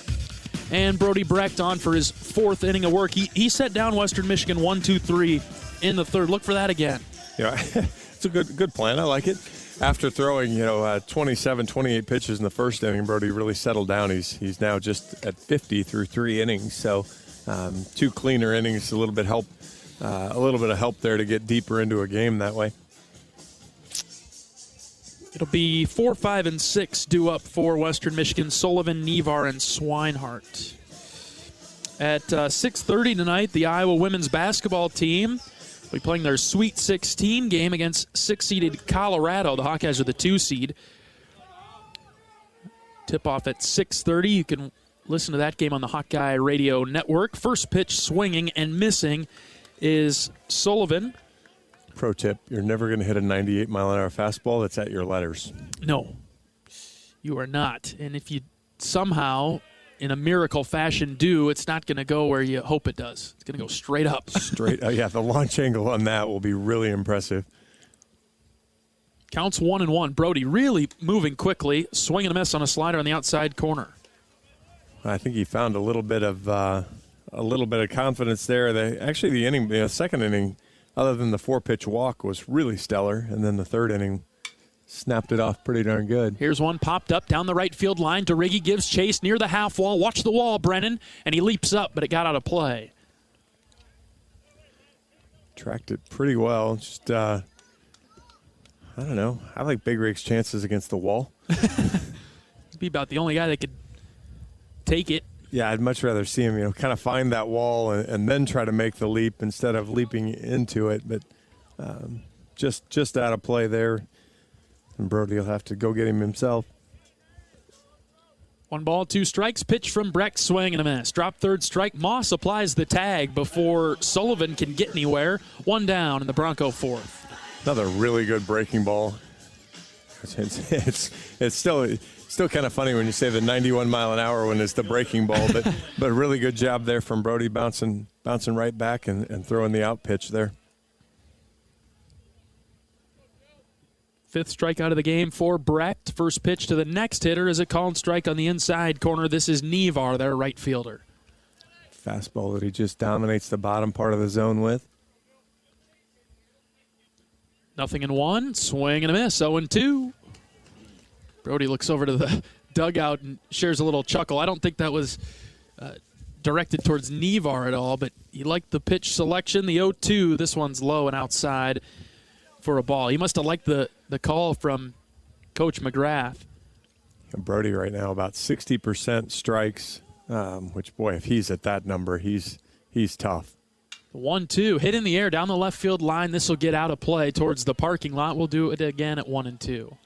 I think it was Nolan Hester in Texas Tech kind of did that. Left-hander stuck a bat out, and Brody throws it so hard it bounced off the wall at 327. And another corkscrew swing and a miss on the slider for out number 2. Another strikeout for Brecht. He's up to 6 now. That slider today has just been disgusting. He's been, especially as he's dialed it into the left-handers, he's really been able to dive it at that back foot, and it looks good, it looks good, it looks good, and then it doesn't anymore. As it just kind of 2 feet of dive and movement on it. Swinehart's up. First pitch to him. Check swing. He went around. And it's a strike to start off this at bat. Yeah, that's once he gets command with the slider, then you're just off balance completely. Yeah, now 0-2. He goes right back to it on the outside corner. This is a masterclass inning from Brecht. Now what do you want? Do you want the 99-mile-an-hour fastball, or you want the slider in the same tunnel? Trying to strike out the side. He went with the slider. It was way out of the zone, but a swing and a miss from Swinehart. And Brecht strikes out the side in the 4th, running his total up to 7 on the day. Hawks lead 3-0. We head to the bottom of the 4th after this. This is Hawkeye Baseball from Learfield. When you're in the eastern Iowa area, be sure to visit and connect with the official local business partners of the Iowa Hawkeyes. The hotel at Kirkwood Center, Iowa's premier luxury hotel. The Jill Armstrong team with Skogman Realty, the area's premier realtor. And Options Exteriors, your preferred local roofing and exterior company. Handling all of your exterior needs from roofing, siding, windows, and gutters, they've got you covered. Providing free damage inspections and help filing insurance claims. Call 319-343-6376. Knowing that I can make a difference in my patients' lives keeps me motivated every single day. Hi, I'm Dr. Kanya Ferguson at University of Iowa Healthcare. With academic medicine, we see the toughest cases, so we're always innovating. And we bring the best minds together to collaborate, so there's more brain power focused on you. Because that leads to exceptional care for our patients and our community. See how at uihc.org.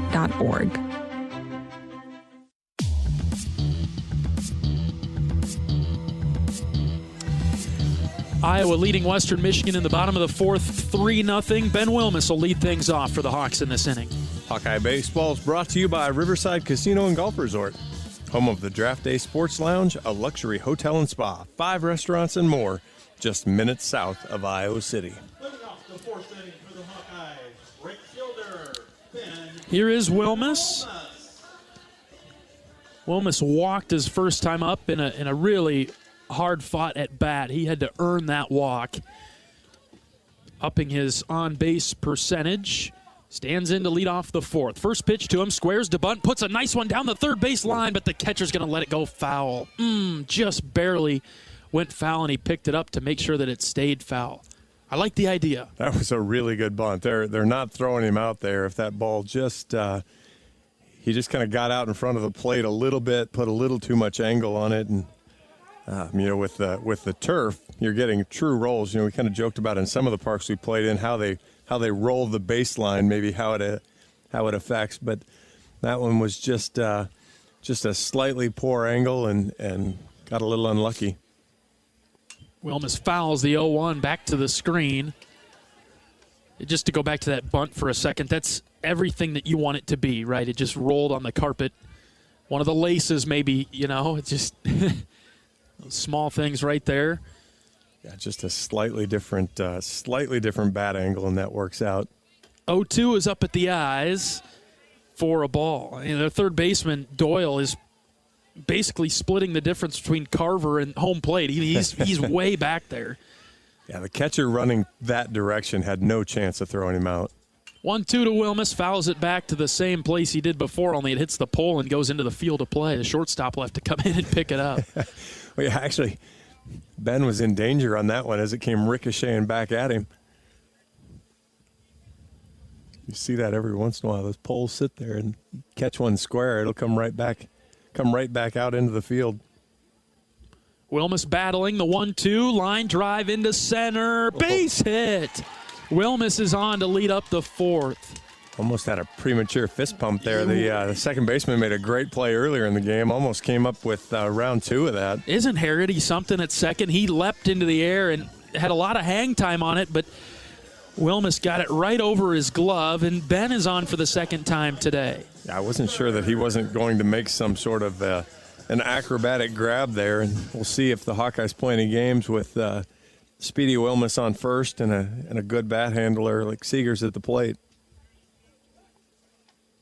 And before the first pitch comes into Seegers, check on Wilmus at first. Iowa leading Western Michigan 3-0, bottom of the fourth. Hawks with 7 hits so far. First pitch to Michael.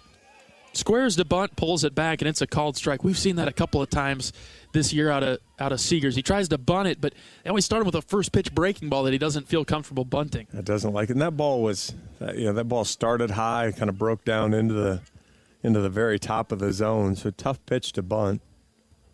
0-1. Seegers tries to bunt this one, and it gets away from the catcher.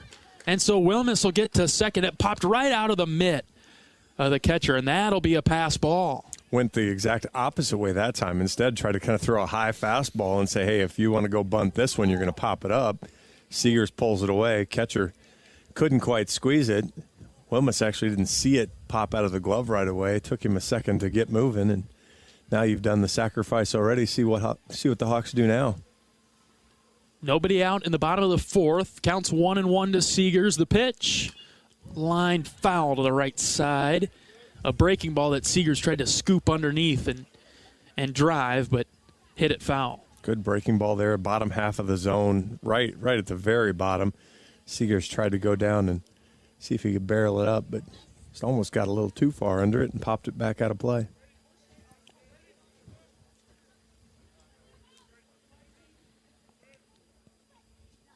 The 1-2, that's above the eyes for a ball. 2-2.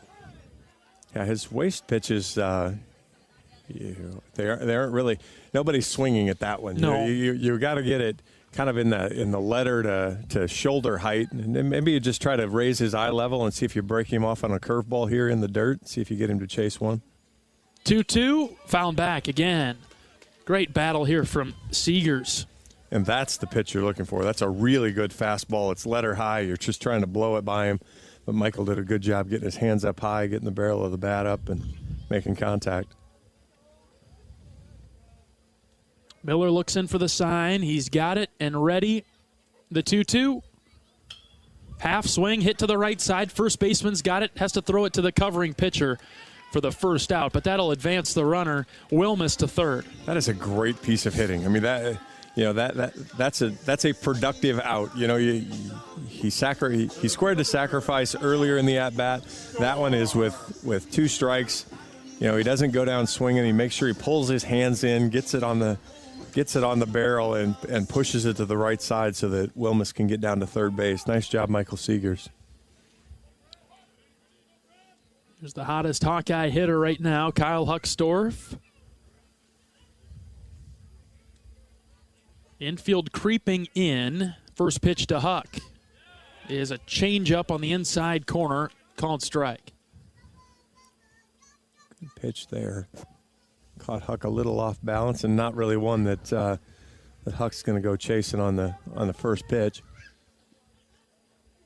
0-1 drives this one deep to left center. Get going. It is to the wall. It's down. Wilmus, he'll score. Huckstorf rounding second. He'll stop there. It's an RBI double. Kyle Huckstorf, another RBI for Huck.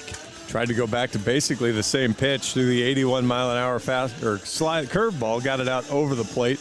Huck went right down and got it. Drove it into the gap. His second RBI of the game. Lead now 4-0 for Iowa in the fourth. That ball was clobbered to left center. Yeah, another 105 exit velocity, so really good job here. We're going to get a mound visit. Hawk fans, experience your home away from home at Coralville's finest all-suite hotels. Homewood Suites and Home to Suites by Hilton each offer guests spacious suites, complimentary breakfast, 24-hour fitness center, pool, hot tub, guest laundry, and convenient locations. Let their warm and friendly staff take care of you and your family when you visit Hawkeye Country. Don't really see anybody warming up in the Western Michigan bullpen, and maybe this mound visit will have enough time to get somebody out there, but I don't see anybody making a move. Or maybe this mound visit is, it's all you, bro. Yeah, it could very well be, and I think you're right, John, because nobody's going out there to get loose. I need you to bear down. I need you to throw strikes. This is how we're going to get through the game. And Miller's done a really good job of throwing strikes. Hawkeyes have just done a nice job of finding gaps. They haven't tried to lift a bunch of balls into this win. They've just hit good line drives and found holes. It's DeRiggy's turn now with one out. Fouls it back off the catcher's glove. Huckstorf is at second. That might have been a unicorn. You just saw Brendan DeRiggy swing at the first pitch. Yeah. A rarity, no question. No balls in the strike, one out. The pause and the pitch. That's outside, ball one. And again, you can see how they're working him. They're really staying away. They want no part of coming onto the inner portion of the plate here on Brennan. Iowa with 4 runs, 8 hits, pitch to DeRiggy outside, 2-1. Just haven't been able to find a strike, enough strikes to DeRiggy. I know he's got one on him here, but he walked his first time. He singled in a run back in the second. That was a good pull single through the shift, too. You see where the second baseman shaded well over toward first base. 2-1 is outside once again.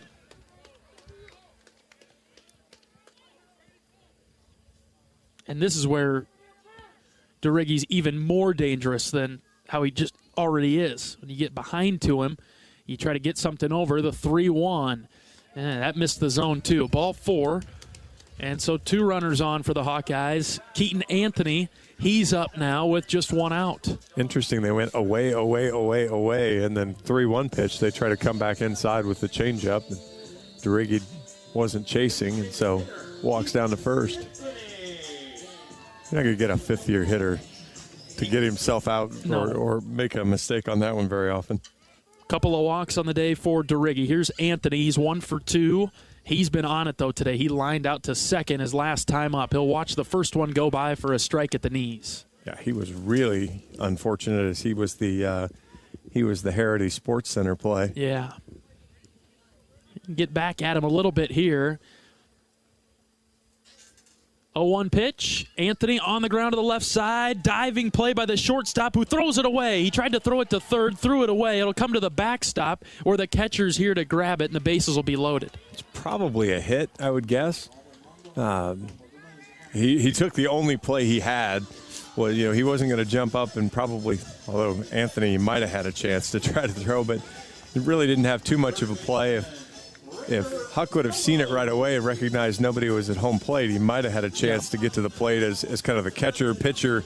Everybody panicked just a little bit, and then once the pitcher figured it out and went back to the plate. All right, Tello's got an opportunity to break this open with one out, bases loaded. First pitch, chopper to short. Shortstop flips it to second for one, on to first. Not in time. A run will score for the Hawkeyes on the fielder's choice. The ground out. I guess Tello's on first, but the runner's out at second. Give Anthony the single on the last at-bat, so they did score that a single.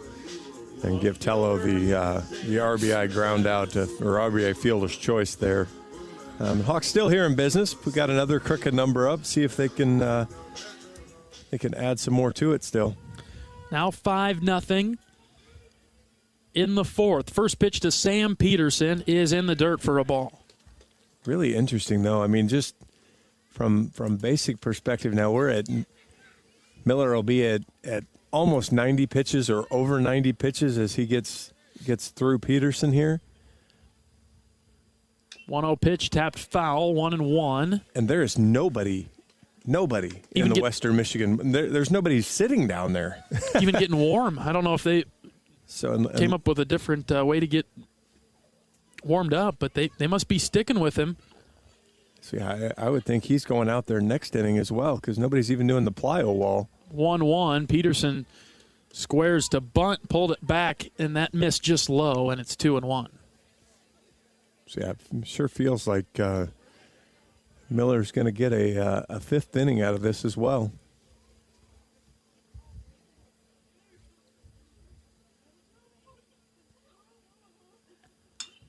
Peterson takes a hack at this one and fouls it out of play to the right side, so the count will be 2-2. Good cut there from Petey. Just didn't quite have it angled right. Chance. Jarigi at third, Tello at first. Still got a chance to drive in a run or two here. Miller's got the sign, the pitch. That's high, ball 3. Sam Honar stands on deck. Good fastball there, just missed up. Kind of with the way his pitch sequence has been, it kind of sets up Miller's going to throw that changeup to see if he can corkscrew Petey in the ground here, I think.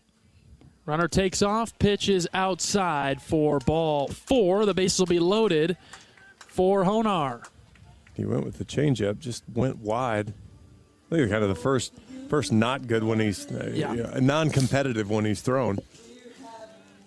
And I think this is a batter that you love to see in the box in this situation, too. There are a number of Hawkeyes on the team, and look at the shift that the infield has put on. The shortstop is playing almost directly behind second base. The second baseman is over there closer to the line and in shallow right. First pitch to Honar, low and in for a ball. And we talked about it in Mobile. They shifted Honar too and then pitched him on the outer half of the plate. Here, at least, if they're going to shift him, that looked like they're going to attack him on the inside part and make him hit it into the shift at least. Counts 1-0, pitch to Honar. Healthy cut at it, but I think an off speed there that he was just out in front of it, hit it foul. Yeah, that's a good changeup that Miller's really shown here, the second and third time through the lineup. We're finally getting a little action down there in the 1-1 hit down the line and left, and it went foul. Stuck with the changeup that time. It outside and just drove it down the left field line, but unfortunately just foul. Hard line drive, too. That thing got to the wall in a hurry. 106 exit velocity on it, so a ball that had a launch angle of 7.5 degrees. So it just hustled out there. 1 ball, 2 strikes, pitch to Honar, swing and a miss. Hawks will leave them loaded in the fourth, and Western Michigan limits the damage. The Hawkeyes plate 2. We've played 4 at Duane Banks. Iowa leading Western Michigan 5-0. Back after this is Hawkeye Baseball from Learfield. Woo! Got my nachos, got my big TV, and my favorite chair. It's game time. But you know, the only thing that would make it a little better is if I could listen to my local broadcasters while watching the game.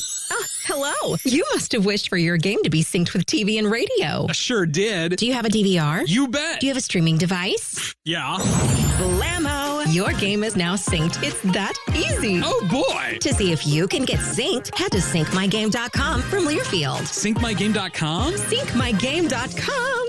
Hey everyone, I'm Mark Wahlberg, and I have some exciting news to share. At Wahlburgers, we are all about bringing the family together to enjoy a great meal and have a great time.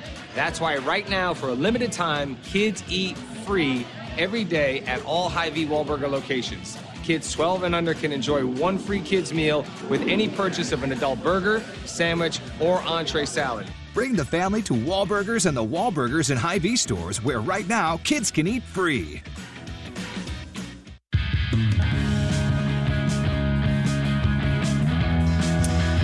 Top of the fifth inning, Iowa leading Western Michigan 5-0. The first of 3 games with the Broncos this weekend. We'll play tomorrow at 2. We'll play Sunday at 1, pending any schedule changes due to weather. But so far, it looks like we'll be able to get the games in this weekend. Some snow in the forecast overnight tonight, but hopefully able to get rid of that by the time we're ready to play the Broncos tomorrow. Brecht returns to the mound, and John, you noted his pitch count a lot better after that first inning was taxing, threw a lot of pitches that first inning. He's been pretty good since then. Just 62 total pitches now after 27, 28 pitches in the first inning, so really cleaned it up and thrown the last 3 almost as efficiently as the first inning. Back-to-back 1, 2, 3 innings from Brecht, including 4 strikeouts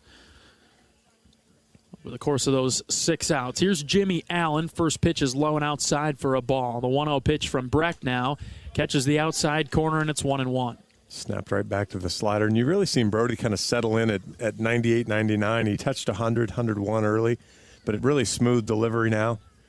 Yeah, he's just in a rhythm, cooking with gas now, 1-2. And with that, that ball had 3 feet of break on it. Not touching it.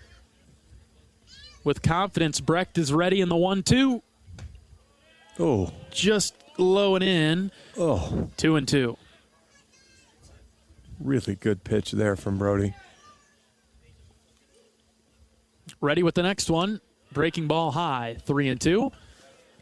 Just tried that smooth snap slider again. Just missed it up. Kind of important here. Come back and get him here. 3-2, that's up and in. Ball 4, lost him. Allen's thankful he didn't catch that one in the upper shoulder. Yeah, that was up there, and Brecht's streak of retiring 7 in a row will end with the leadoff walk in the 5th. He walked Budick last time, so it would be kind of important again. 209 hitter, just go right at him with strikes. Brody starts him with a breaking ball, called strike, 0-1. Nobody that's holding a bat right now can hurt you. I mean, you're ahead 5-0.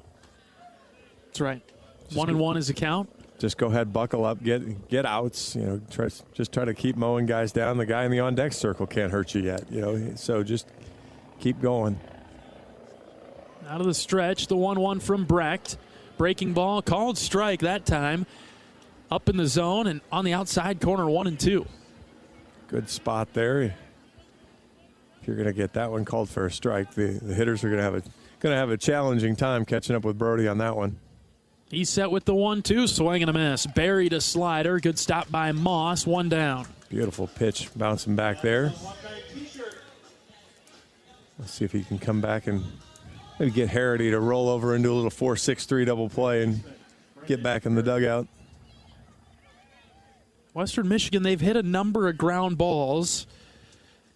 They've had 5 groundouts today through 4 1/3. First pitch swinging is Harity and missing as well, 0-1. Well, and Coach Heller talked about that with you in the pregame interview is, the defenders have to be ready because it's not a lot of solid contact either.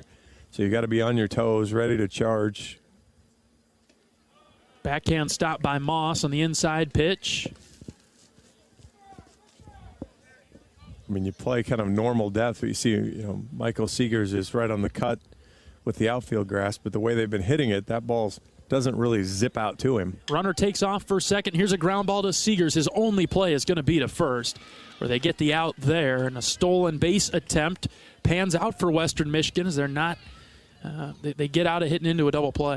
Seegers might have had a small chance at 2 just to roll it over there, because even if you don't get it, you're probably still going to get the guy at first. But smart play. Again, kind of the same thing I just said, though. The guy in the on-deck circle can't hurt you. So get an out. Make sure you just move on, even if this guy happens to come around to score. No harm really done. Right. First pitch breaking ball, called strike, outside corner. Runner Allen at second. Batter is the top of the order, Jackson Kitchen. Kitchen is 0 for 1 today with a walk and a strikeout. The 0-1 from Brecht. A sharp breaking ball outside, ball 1. Allen's got a couple stolen bases on the season, so pretty good speed out there.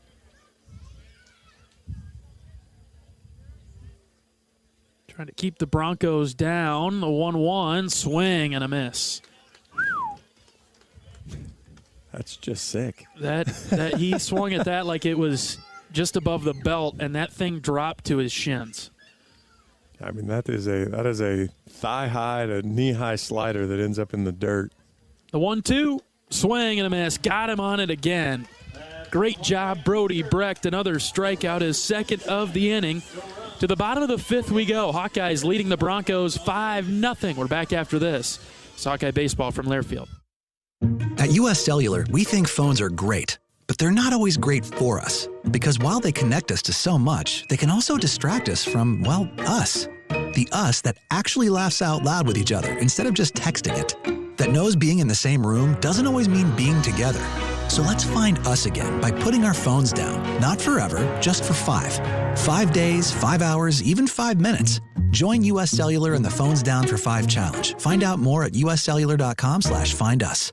When you're in the eastern Iowa area, be sure to visit and connect with the official local business partners of the Iowa Hawkeyes. The Hotel at Kirkwood Center, Iowa's premier luxury hotel. The Jill Armstrong team with Skogman Realty, the area's premier realtor. And Options Exteriors, your preferred local roofing and exterior company. The Hotel Kirkwood, named the Corridor Business Journal's 2022 Best Banquet and Event Venue. And awarded the AAA 4 Diamond Award for lodging. To make reservations, visit thehotelatKirkwood.com or call 877-751-5111 for more information.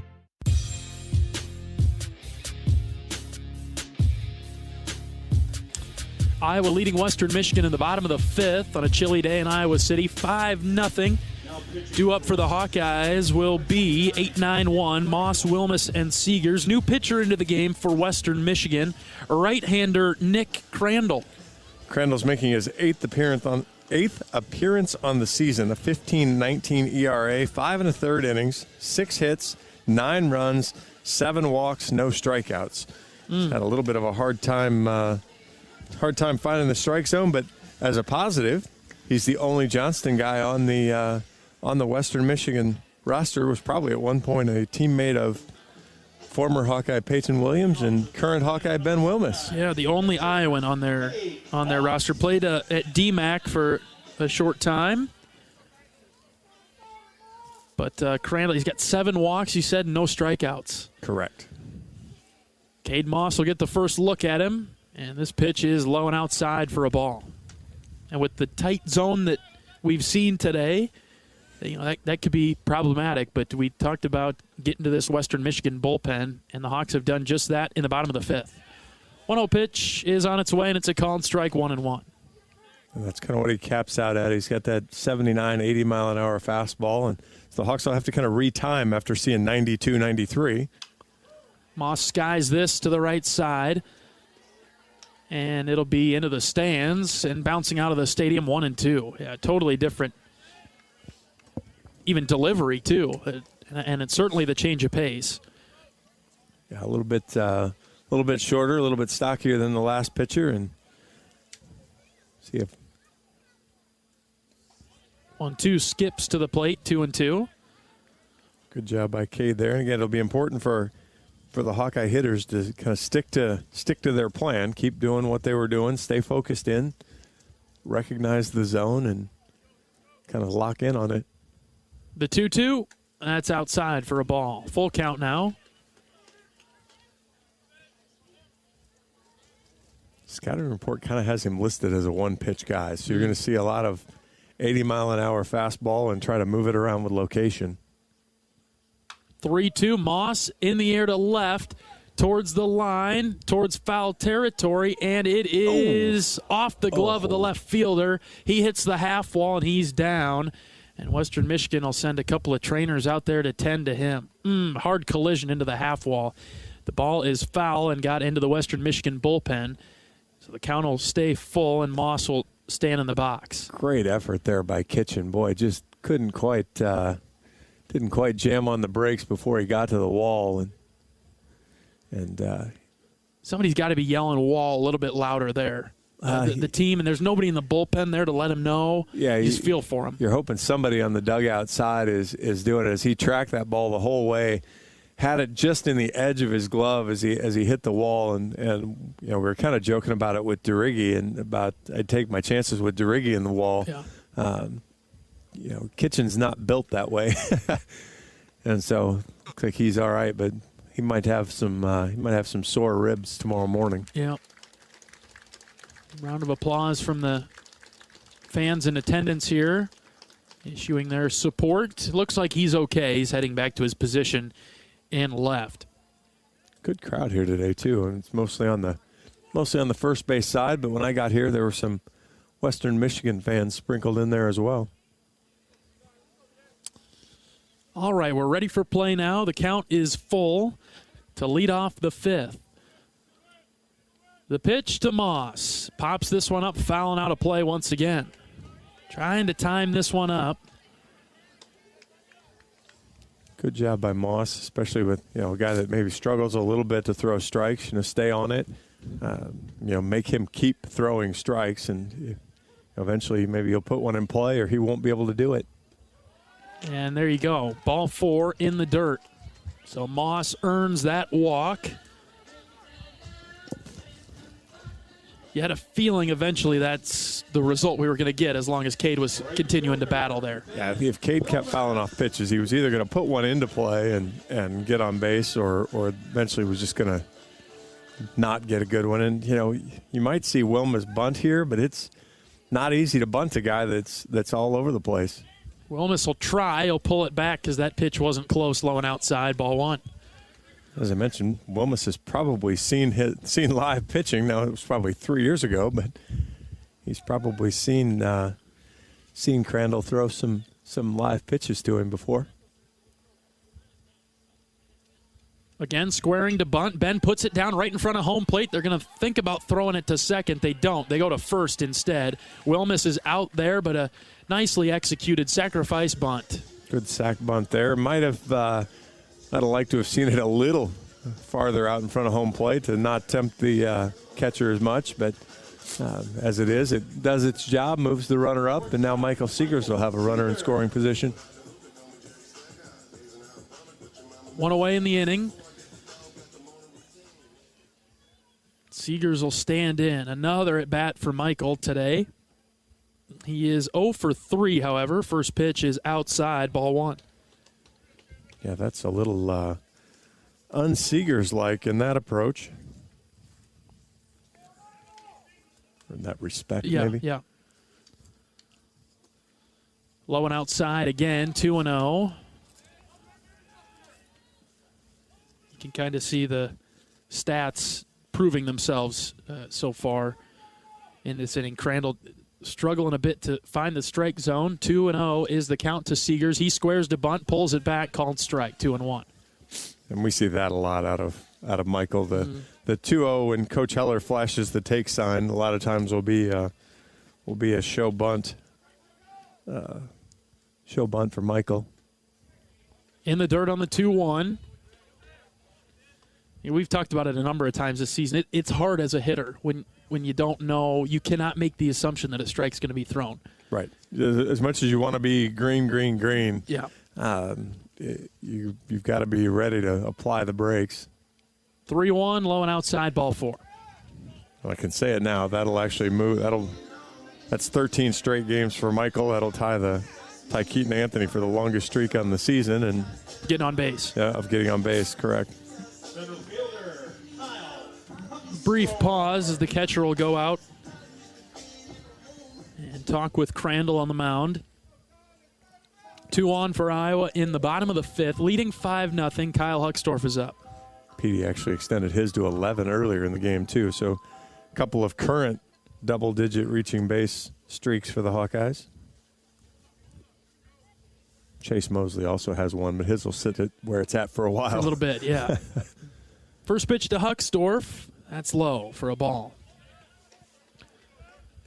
Got to think that Huck's probably looking red light quite a bit.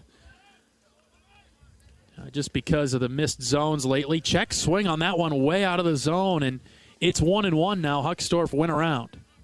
Not sure what Huck saw there, but I was just going to maybe argue a little bit with you. You also have your hottest guy might be looking green. Unfortunately, he was a little green on a ball that wasn't there. If we're going to be green light on a pitch, I would have rather had that one for Huck. It was just high for a ball, but he could tomahawk that one into the scoreboard. Crandall can't find it. 3-1 is the count. If he tries a get-me-over type of pitch like you talked about earlier, Huckstorf could make him pay. 3 balls and a strike. The pitch, that's low and outside, ball 4. I don't see anybody warming up in the Western Michigan dugout, but I just can't imagine this continuing for too much longer. I blame this on our camera guy, Hawks, talking about how fast all the games have been.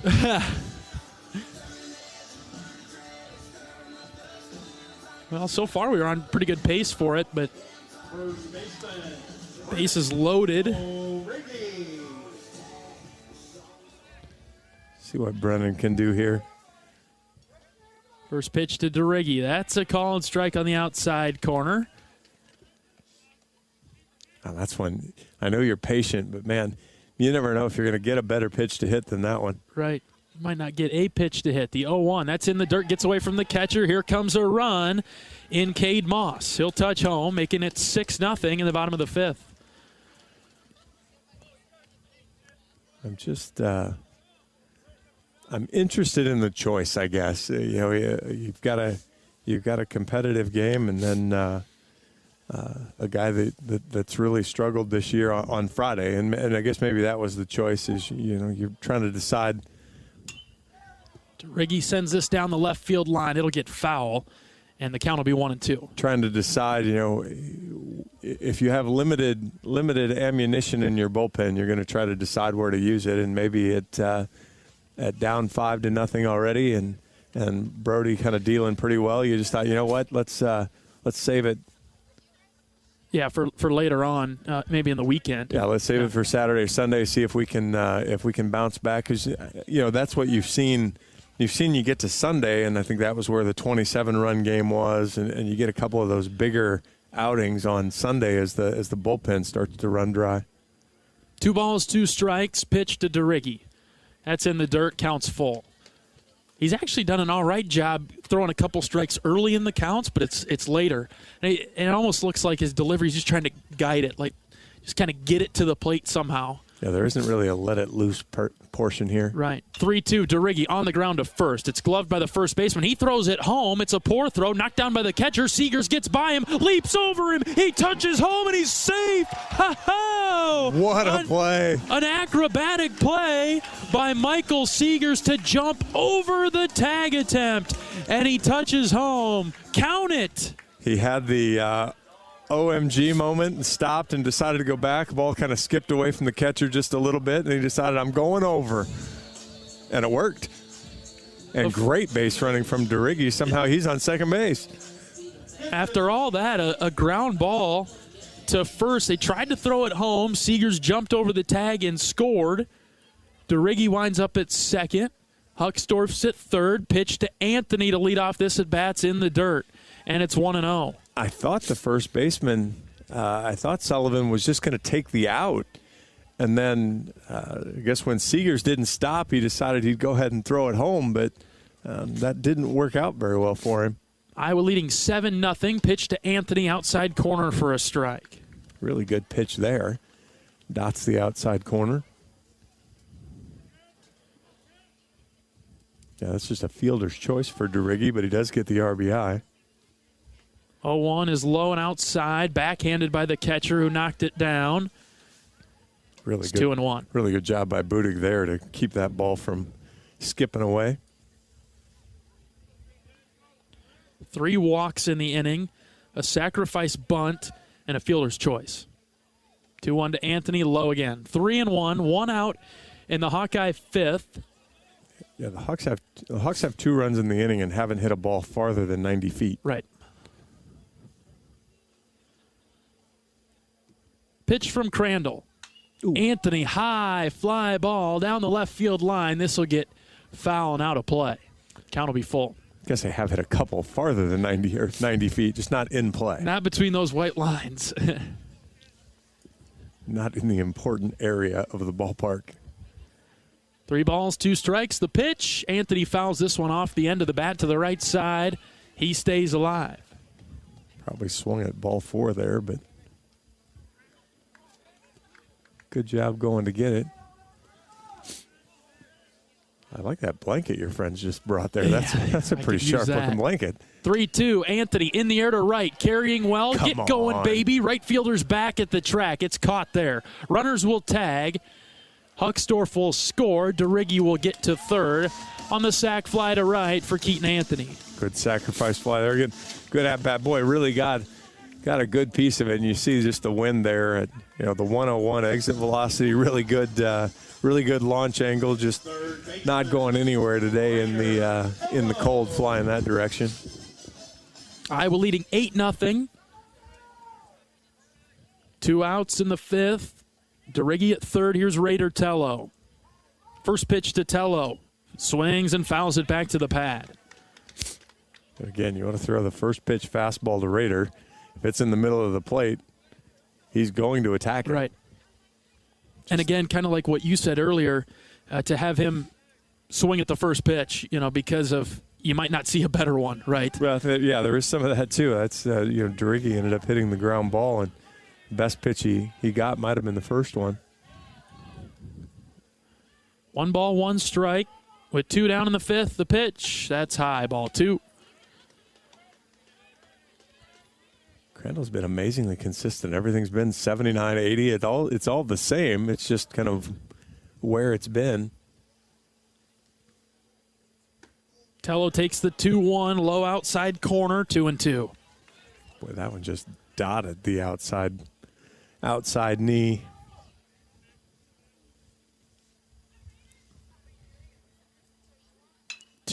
Tello in the air down the right field line. First baseman will actually come forward in foul territory, reaches up, and he's got it for the 3rd out of the inning. The Hawks break it open, scoring 3 in the bottom of the 5th. We've played 5 at Duane Banks, Iowa 8, Western Michigan nothing. Back after this. This is Hawkeye Baseball from Learfield. At Oak Knoll, our mission is to provide exceptional retirement living and health services through life care. I'm Steve Rowe, Executive Director. We are a not-for-profit life plan community and have served Iowa City for more than 55 years. Our team helps residents create home by living our values of caring, respect, enthusiasm, awareness, teamwork, and encouragement. If you're looking at retirement options, visit our website at oakknoll.com. We want you to lead life your way. Go Hawks! Woo! Got my nachos, got my big TV, and my favorite chair. It's game time. But the only thing that would make it a little better is if I could listen to my local broadcasters while watching the game. Oh, hello. You must have wished for your game to be synced with TV and radio. I sure did. Do you have a DVR? You bet. Do you have a streaming device? Yeah. Blammo! Your game is now synced. It's that easy. Oh, boy. To see if you can get synced, head to syncmygame.com from Learfield. Syncmygame.com? Syncmygame.com.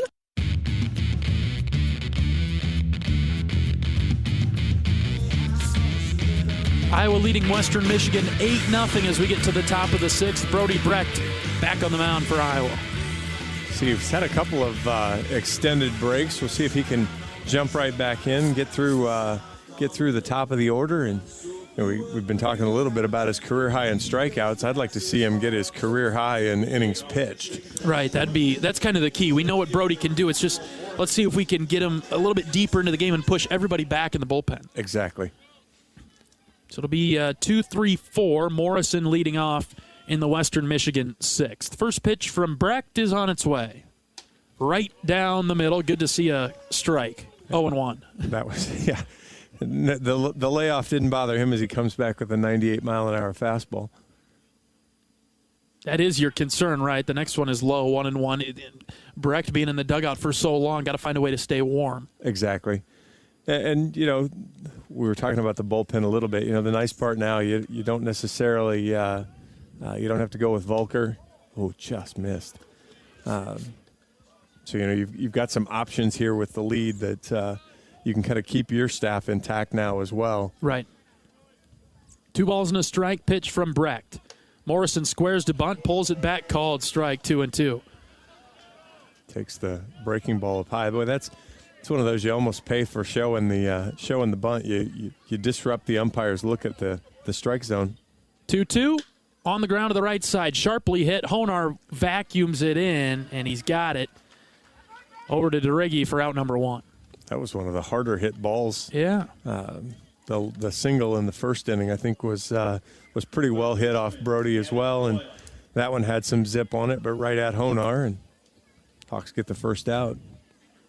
That's one of the things we've noticed today as we get to the 6th. First pitch to Doyle is outside for a ball, but Iowa's done a good job, not perfect, but a good job getting the leadoff man out today.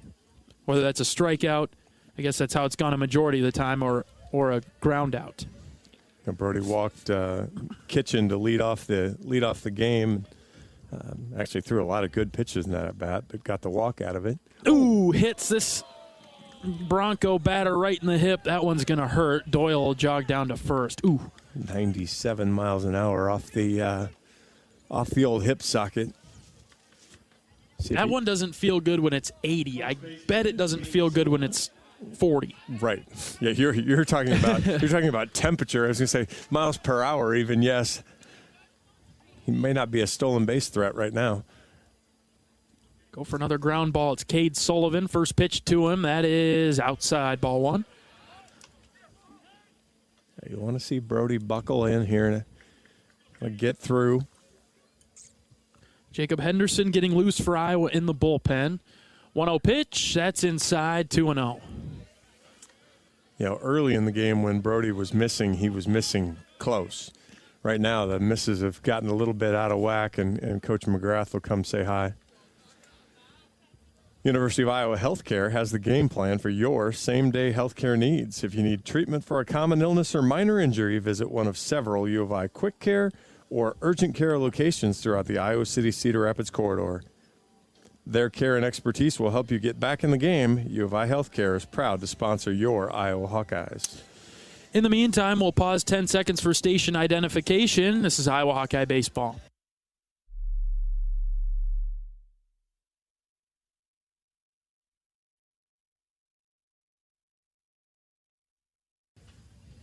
Runner at first is Doyle. Sullivan is up, and Brecht has fallen behind on him, 2-0. He's ready for the next pitch. Here it comes. Swing and a miss. Got him with the slider. Floor dropped out from under that one. Really good pitch. I always love it when I was talking about it in volleyball and coaches call timeout and the other team serves it in the net afterwards. And Coach McGrath goes out and misses with that one up high, though. So 3-1. But you love it when the message you deliver as the pitching coach connects. Yep. 3 balls and a strike. Pitch from Brecht. That's high, ball 4. So a hit batter and now a walk has put 2 Broncos on base in the top of the 6th. Iowa leading this one 8-0. And maybe the worst part of this is now you got some interest back in the dugout over there, in the Western Michigan dugout. That was a pretty quiet place over there, and they got a little more pep in their step all of a sudden. And again, on the flip side, you're a ground ball away from getting into the dugout with the heaters, right? And we've certainly seen that happen a number of times with nice snag there as they threw the ball back to the bullpen. We've seen that a number of times. You know, good ball out towards Seegers or Honar and get out of here. Got to throw a strike first. Nevar watches this one miss outside for a ball. Well, and that's the problem right now is we're not competitively missing right now. Again, just outside with the slider, 2-0. That one was a pretty good pitch, but again, you've kind of lost. You've lost the hitters and you've lost the umpire's interest right now. 2 balls, no strikes. Pitch, there it is, called strike. Right down central, 2-1. So my guess is this might be Brody's last batter if he doesn't kind of find a more competitive zone. Ooh. There he goes with a slider on the inside corner. A beauty from Brecht. It's 2-2. Way to battle back. Yeah, he's thrown 2 beauties to get back into this at-bat. And chance to wrap it up here. Takes his time, looks in, the 2-2, just outside. Ball 3. And you see now as he struggled, he's gone almost exclusively to the slider. Looks in for the sign from Moss. The 3-2 from Brecht. Here it comes. Swing and a miss. He got him. What a battle back there from Brody. Great job. 2 down. Strikeout number 10 ties a career high. And that'll do it. As he I was just going to say, he ties his career high with 5 2/3 innings that he had down in Texas Tech and turned to Jacob Henderson. I think Brody thinks that he could keep going maybe a little bit longer, but maybe has a pitch count on him. He's just a little bit frustrated to come out of the game, but Coach Heller comes to get him, and we'll see Jacob Henderson enter the game out of the Hawkeye bullpen. Iowa leading 8-0, top 6, 2 down. We're back after this pitching change break. This is Hawkeye Baseball from Learfield. At Oak Knoll, our mission is to provide exceptional retirement living and health services through life care. I'm Steve Rowe, Executive Director. We are a not-for-profit life plan community and have served Iowa City for more than 55 years. Our team helps residents create home by living our values of caring, respect, enthusiasm, awareness, teamwork, and encouragement. If you're looking at retirement options, visit our website at oakknoll.com. We want you to lead life your way. Go Hawks! At US Cellular, we think phones are great, but they're not always great for us. Because while they connect us to so much, they can also distract us from, well, us. The us that actually laughs out loud with each other instead of just texting it. That knows being in the same room doesn't always mean being together. So let's find us again by putting our phones down. Not forever, just for 5. 5 days, 5 hours, even 5 minutes. Join US Cellular in the Phones Down for 5 challenge. Find out more at uscellular.com/findus.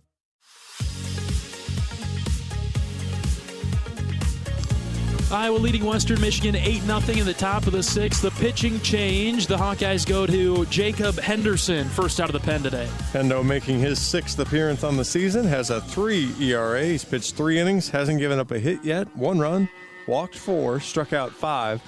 But kind of had I was talking to Coach McGrath before the midweek game. Hendo kind of had a little bit of a breakthrough on something they saw on film and just adjusted some release point stuff and was able to get his velocity back, get his command back of that breaking ball. And boy, you talk about a stark difference though in approach of 100-mile-an-hour fastball and 92-mile-an-hour slider, and now you're going to get Hendo just coming up there and throwing 86, 88 spinners and funk, right? Yeah, spinners and a little sidearm movement at you, and really different. But this is his job here to get out without giving up any of these runs and keeping the shutout. Swinehart's the batter. First pitch from Henderson, a nice kind of 2-seam breaker. It came in at 82, but it had that spin on it. Called strike on the inside corner. 8 or 10 miles an hour slower than anything they've seen so far. 2 down in the 6th. Henderson's next pitch on its way. Outside corner this time, 0-2. Really good variety, and again, that's what you see from Jacob, kind of able to dot both sides when he's on. Good movement, good changing up the arm angles, and see if he drops down and really gives the breaking ball here. No balls, 2 strikes. Henderson ready. The pitch. Check swing. He went around. Yes! Foul tip. Strike 3.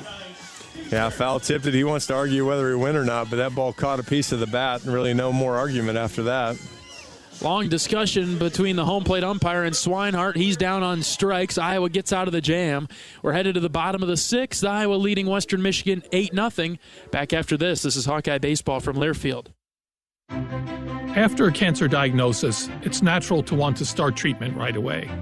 But first, get a second opinion from a team that specializes in your cancer. I'm Dr. George Weiner, Director of University of Iowa Holden Comprehensive Cancer Center. Before you start treatment, you deserve to be confident you have the right diagnosis and know every option available to you. So whether it's with us or somewhere else, get a second opinion. It can change your care and your life. When you're in the eastern Iowa area, be sure to visit and connect with the official local business partners of the Iowa Hawkeyes. The Hotel at Kirkwood Center, Iowa's premier luxury hotel, the Jill Armstrong Team, Wisconsin Realty, the area's premier realtor, and Options Exteriors, your preferred local roofing and exterior company. Jill Armstrong and her team strive to make every buyer and seller at ease with the real estate process. Contact the Jill Armstrong Team, Wisconsin Realty, for all of your real estate needs. Call 319-631-5455.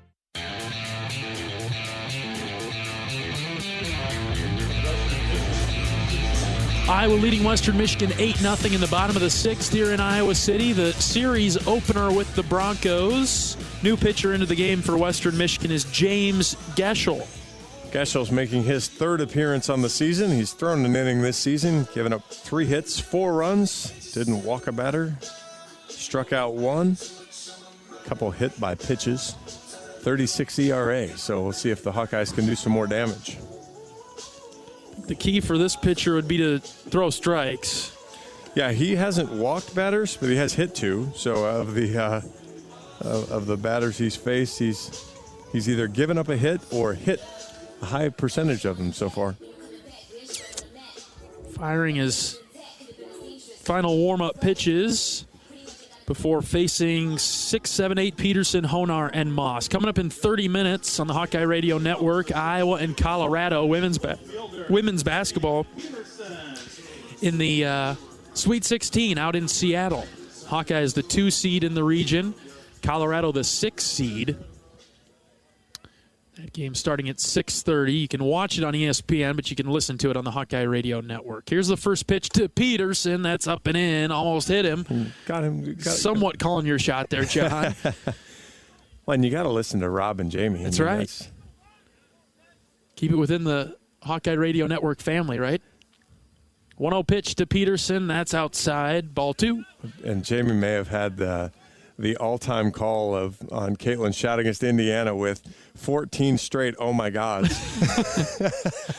It could be a record. 2-0 to Peterson, way outside, ball 3. Geschel's got a little bit of an unusual move on the delivery here. Yeah, very herky-jerky type of motion, right? 3-0's in there for a strike. I love the description on the Hawkeye scouting report is some funk to the arm action. I would agree with that. That is about as accurate as you could be with this delivery. 3 balls and a strike, pitch to Peterson, popped it up on the infield. It's in foul territory near the on-deck circle. The catcher moves over near the fence, and it will bounce in the stands. Boy, that's the lady down there in the front row really didn't give much ground and wasn't preparing to catch that. That was close. So it's foul. We'll do it again at 3-2 to Peterson.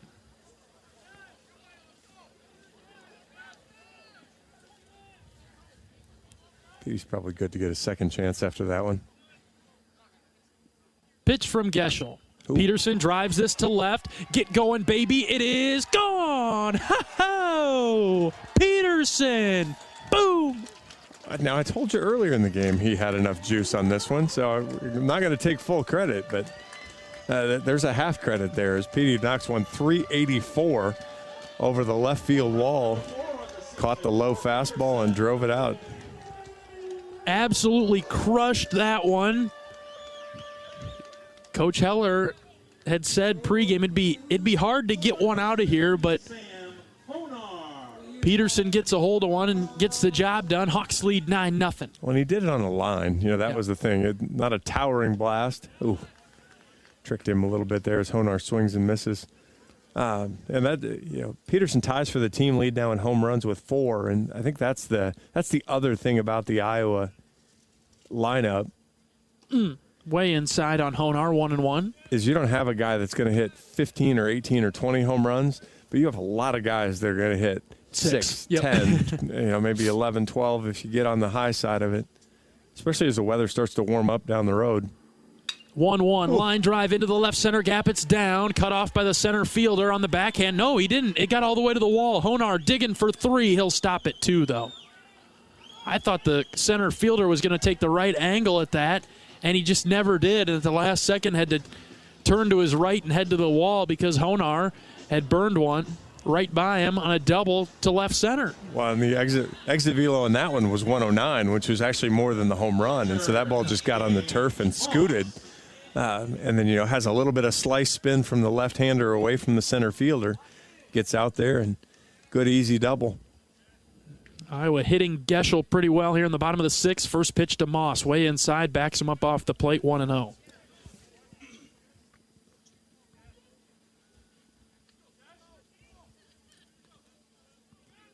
Hawks up 9-0 in the bottom of the 6th. 1-0 pitch. Moss hits this in the air, foul out of play to the right side. Hawks 440 so far in the game with their 11 hits.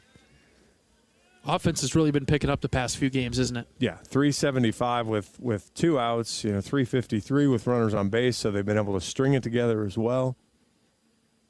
Next pitch to Moss is low for a ball, 2-1. They've let off innings well, 4 for 6 leading off innings, so getting guys on base early.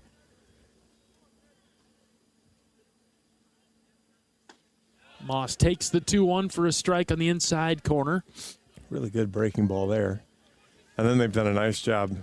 They've advanced 71% of the runners when they've had an opportunity. So wow. Catcher setting up a bit outside. 2-2 to Moss.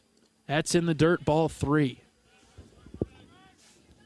Good block there. Budig's got his money's worth from his catcher's gears. He's been having to use the heel of the mitt, the protector, the shin guards. He's used them all to keep the ball handy in front of him.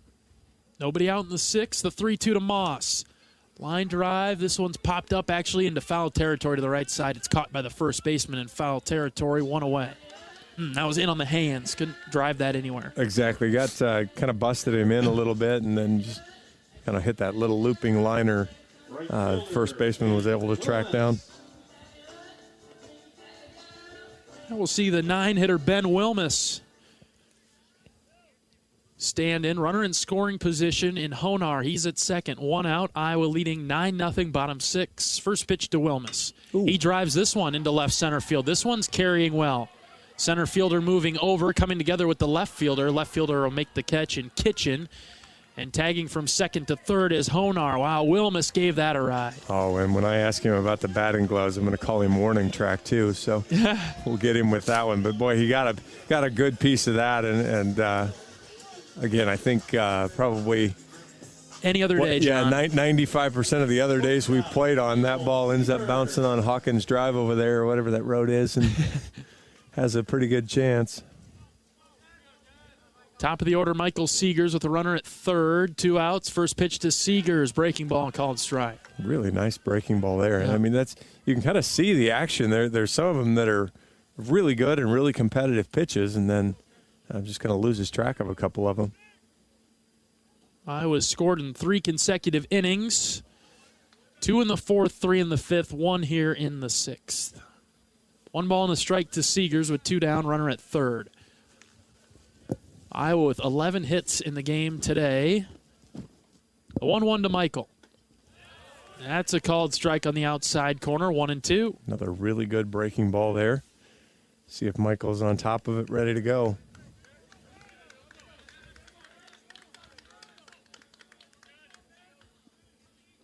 Keshel's ready, the pitch. That's just low and outside. Another ball. The Western Michigan dugout, just kind of been noticing as this game is 9-0. They're still into it. They're active, very supportive of their pitching staff. Good teammates trying to keep some of these guys that are maybe struggling a little bit, trying to keep them active and engaged. 2-2, hit hard, foul, and out of the stadium to the right side.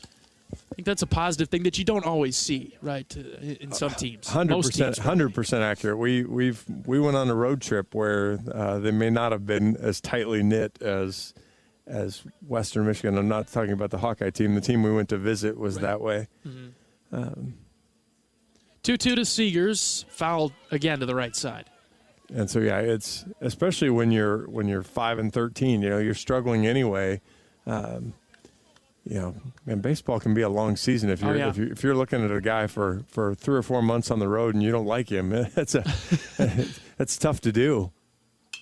2-2 popped up, foul territory again. The first baseman's over there. He's going to make the same play that he made to get out Cade Moss, and he's got it for the third out of the inning. We've played 6. Iowa leading 9-0. Back after this. This is Hawkeye Baseball from Learfield. Hey everyone, I'm Mark Wahlberg, and I have some exciting news to share. At Wahlburgers, we are all about bringing the family together to enjoy a great meal and have a great time. That's why right now, for a limited time, kids eat free every day at all Hy-Vee Wahlburger locations. Kids 12 and under can enjoy one free kids meal with any purchase of an adult burger, sandwich, or entree salad. Bring the family to Wahlburgers and the Wahlburgers and Hy-Vee stores, where right now kids can eat free. When you're in the eastern Iowa area, be sure to visit and connect with the official local business partners of the Iowa Hawkeyes. The hotel at Kirkwood Center, Iowa's premier luxury hotel. The Jill Armstrong team with Skogman Realty, the area's premier realtor. And Options Exteriors, your preferred local roofing and exterior company. Handling all of your exterior needs from roofing, siding, windows, and gutters, they've got you covered. Providing free damage inspections and help filing insurance claims. Call 319-343-6376.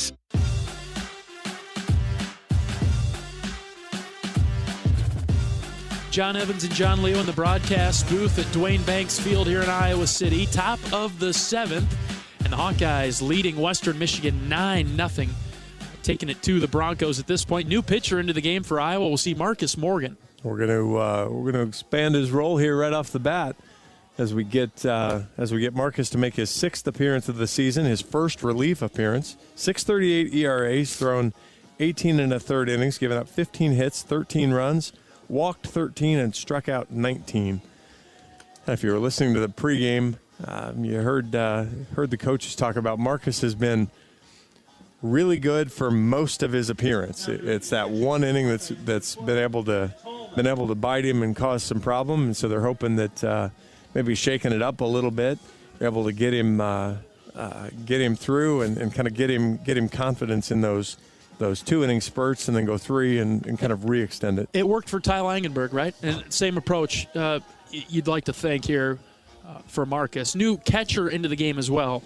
It'll be Ben Tallman who will catch Marcus Morgan in the 7th. We're going to do it. Go full new battery. Yeah, let's just keep Cade's legs fresh and get Ben Tallman some run here. Well, I think that's to that point exactly. You've started to see Cade catch more. So now if you get him a chance to get out of this game early with a relatively quick turnaround to tomorrow, it should be a little easier for him to catch tomorrow's game as well. Hawks out in front 9-0, 7-8-9 up for Western Michigan. Allen leading things off. First pitch from Morgan is inside for a ball. Marcus can bring it up in the mid-90s when he really gets it going. Outside corner, he paints it 1-1. Paints it ish. Yeah. He's got that two-seamer that kind of rides in there, or the cutter that rides in there at low 90s. Marcus looks good in this to start his outing. 1-2 with the slider on the low portion of the zone. 1 ball, 2 strikes. Out of the windup, Marcus is ready. Here we go. Fouled back to the screen. You like what you see. You mentioned it when Brody was pitching, jumping right back on the rubber, slinging strikes, not messing around, getting into a good rhythm and really not thinking too much. Just, what do you want me to do? Okay, do it. Overthrows that fastball a little into the dirt, 2-2, but you just kind of want to see him climb back on there. He's kind of still walking around a little bit, and see him really just saddle up, take that deep breath, and go. 2 balls, 2 strikes, pitch from Morgan. That's outside, ball 3. We've talked about it in a couple of situations. This has the ability to change the dynamic of the inning, right? If you start with the leadoff walker, find a way to get this guy out. Full count pitch on its way home. Called third strike, inside corner, got him. And especially when you book him that way then with just an outstanding curveball on the inner half. Tallman frames it in nicely. Hopefully that's one of those, you walk a little bit higher as you're going back onto the rubber now instead of having your shoulders slumped a little bit. You got the out, you executed the plan, and now you go do it on the next hitter. It's Greg Budig up now, first pitch strike. Another good slider there. Again, talking about a guy hitting 209, go right at him. Just assume your stuff is better than his until he proves you different. Morgan just off with the fastball. Saw Marcus working with Coach McGrath in just a little warm-up type of deal on Wednesday against Grandview before the game. 1-1 pitch is outside. They were just working on a couple of things before we took on the Vikings. And so maybe that's what the focus is. When you're up 9-0, the pressure is off. 2-1 pitch, there it is, outside corner, 2-2. You certainly can try to work on those things that you've been practicing. Well, the beauty of this is that it has a couple of really good benefits. 2-2, waved at and missed. Off the plate outside, but Marcus got him. Back-to-back strikeouts. For Marcus now, for our coaching staff, you're able to tell Marcus, I know you're not starting on Saturday, but you're still in our plans. You're able to roll him right back out there right away, get him the ball, and give him a chance to throw. And from a coaching staff, you're able to do it in a relatively low-pressure situation now where, okay, if he doesn't quite have it all figured out, we'll be okay. And if he does have it all figured out, even better. And if you think about it, it's never been, as Coach McGrath so often reminds us, it's never been a standard traditional 3-man rotation and then a bullpen behind it. It's 4, 5, 6 guys that could quote unquote start, right, or eat up those starter innings.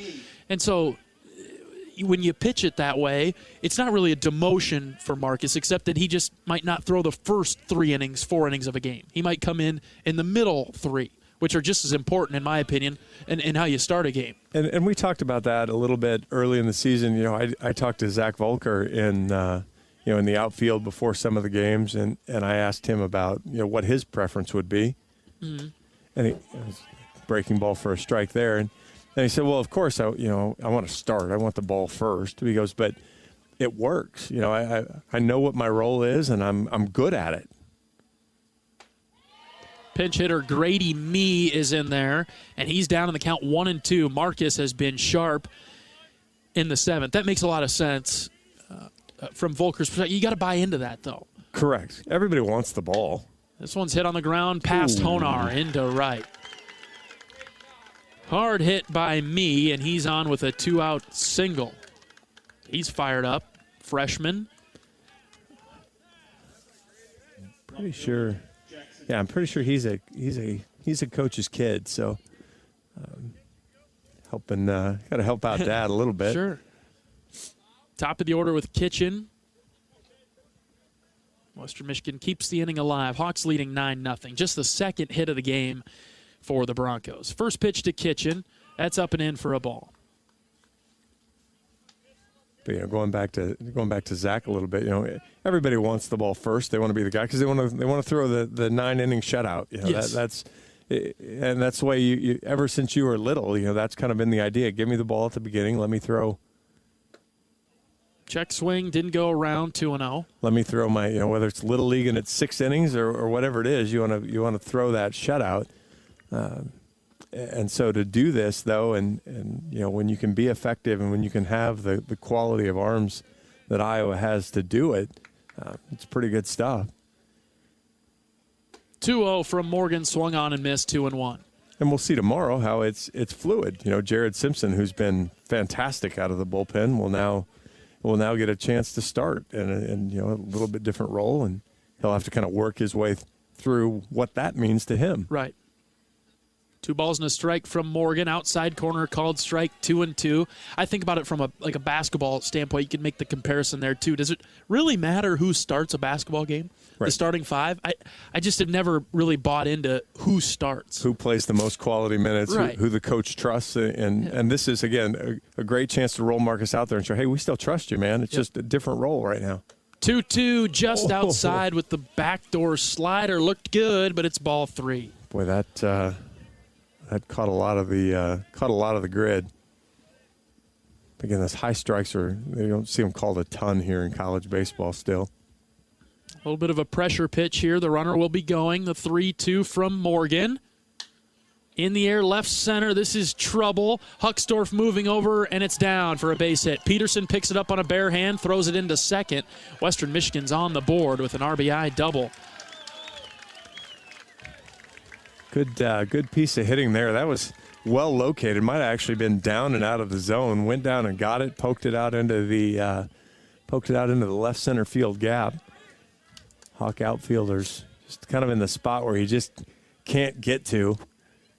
Fell in there and throw went into second base. Might have had a chance to throw him out of the plate, but again, with a score 9-0, you go ahead and just get the out or keep the runners from advancing too far. Correct. Morrison's up now. Iowa leading 9-1 in the top of the 7th. Got 2 outs. Marcus started the inning with a pair of strikeouts, then a single and a double. He's given the Broncos a run. First pitch, swing and miss. 0-1 to Morrison. Morrison today is 0 for 3. Funny enough, the single might have been harder hit than that double was. I agree. Swing and a miss on the 0-1. I thought that the double that Kitchen just hit it in the right spot. If it hangs in the air for another half second, I think Petey or Huck can make a play on it. What of those 2 dynamic outfielders will make a catch? Yep. No balls, 2 strikes. Morgan is ready. He's got the sign from Tallman. Brief pause. Pitch from Morgan. Oh, up and in. Ball 1. That was a hi, how you doing pitch. Morrison had to turn away, almost gave himself whiplash. I'd have given me whatever it took to not catch that one in the helmet. 1 ball, 2 strikes. Pitch from Morgan on its way home. Swing and a miss. Got him. So Morgan strikes out 3 in the inning, gives up a run. We'll head to the bottom of the 7th, stretching things out at Duane Banks. Hawks lead 9-1. Back after this. It's Hawkeye Baseball from Learfield. We all love a good win. Catching up with friends, saving money at the pump, soaking up the perfect Iowa day, sitting down to a really, really good meal. These are the everyday delights that make us smile. These are the moments that connect us all as Iowans. And these are the wins that, more often than not, start with Iowa's farm families and the crop they're growing. Because when corn grows Iowa, Iowans win. Learn more about how to share your own wins at iowacorn.org/IowansWin. Greatness doesn't happen overnight.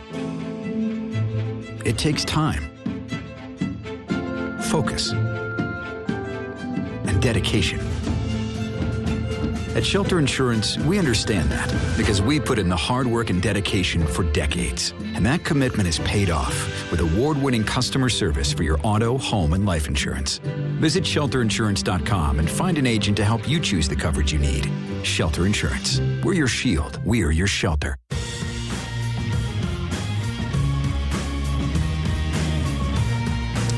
Hawks on top of the Broncos 9-1 in the series opener with Western Michigan. Try to add to the lead here. The Broncos got 1 in the top of the 7th. Iowa with 11 hits today compared to just 3 for Western Michigan, but they got 2 of theirs in the last inning. So far, we've really kept them in check. Done a nice job from the staff, and you know, even Marcus did a pretty good job in that inning, and you know, as you run those counts up, you know, he let Kitchen get to 3-2, and then that caused the problem with the runner being on the move and you know, not getting him when he had a chance at 2-2. Huckstorf is the batter. Pitcher is still Geschel for Western Michigan. The Hawks got a run off of him earlier. Huckstorf evens the count by laying off of that one. It's 1-1.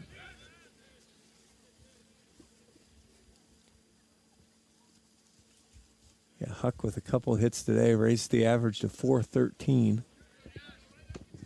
Slider just out of the zone for ball 2. Yeah, Huck's doing it all right now offensively. Yeah, I mean, again, second on the team in RBIs at 21. Pops this one up down the right field line. Right fielder giving chase. So's the second baseman, but the right fielder will call him off for the first out of the inning. And 10 stolen bases for Hucks, too, to lead the team. So really kind of covering it all. And then the outfield general and center field as well. As a team, I believe I read that Iowa has more stolen bases to this point already than they had all of last year. I believe they're one ahead of last year already. First pitch to DeRiggi is off the plate, away from him, outside, ball 1. DeRiggi today, 1 for 2, 2 RBIs. He's also walked twice. Long pause from the pitcher, the 1-0. Ripped on the ground to the second baseman, fielded on a one-hop, and thrown over for out number 2. Well hit ball, just right at a well-positioned second baseman. I think we've talked about this a couple times. You're surprised. Exit velo on that one's 104. So, I mean, you're just amazed when DeRiggi doesn't barrel one up at this point. Hit it well. And Harity was positioned in a good spot. Anthony's up. First 2 Hawkeyes are down. Keaton will try to keep the inning going. First pitch, breaking ball, called strike inside, corner 0-1. Geshel's done a much better job this inning of being around the strike zone and competitive pitches right off the bat. Anthony lays off a high pitch for a ball.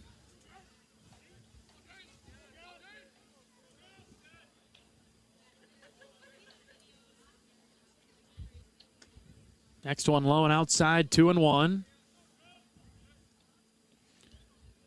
LSU on top of Utah, 64-63, 10 seconds left, Utah ball in the women's tournament. LSU the better seed there? Yes. No. 2-1, Anthony pops it up again, this time down the right field line. First baseman tailing over there, but can't make the play. Foul ball, counts 2-2. Utah's the 2, LSU's the 3. How many balls have Iowa popped up over to that spot?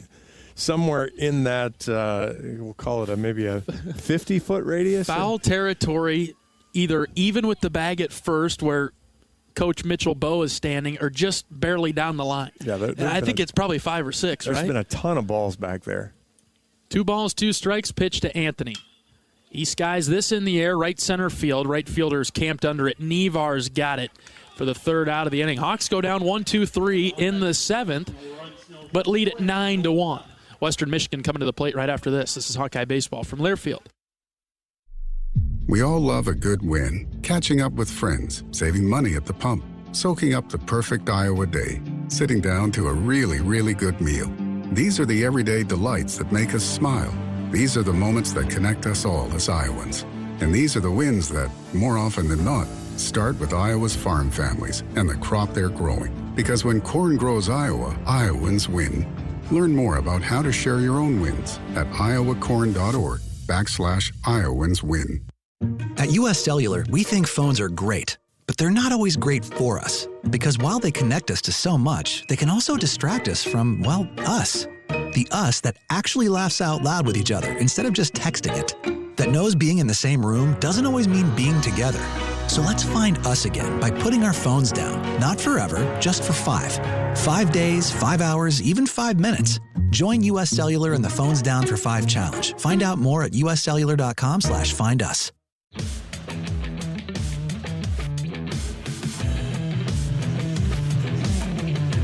Top of the 8th inning, Iowa leading Western Michigan 9-1. Marcus Morgan returning to the mound for another inning of work for the Hawkeyes. I'll see how Marcus handles kind of again, we've talked about kind of getting it stretched out, seeing how he goes longer, and if he can keep the focus. It was pretty solid last inning. Had Gable Mitchell come in. He'll play second base for Sam Honar.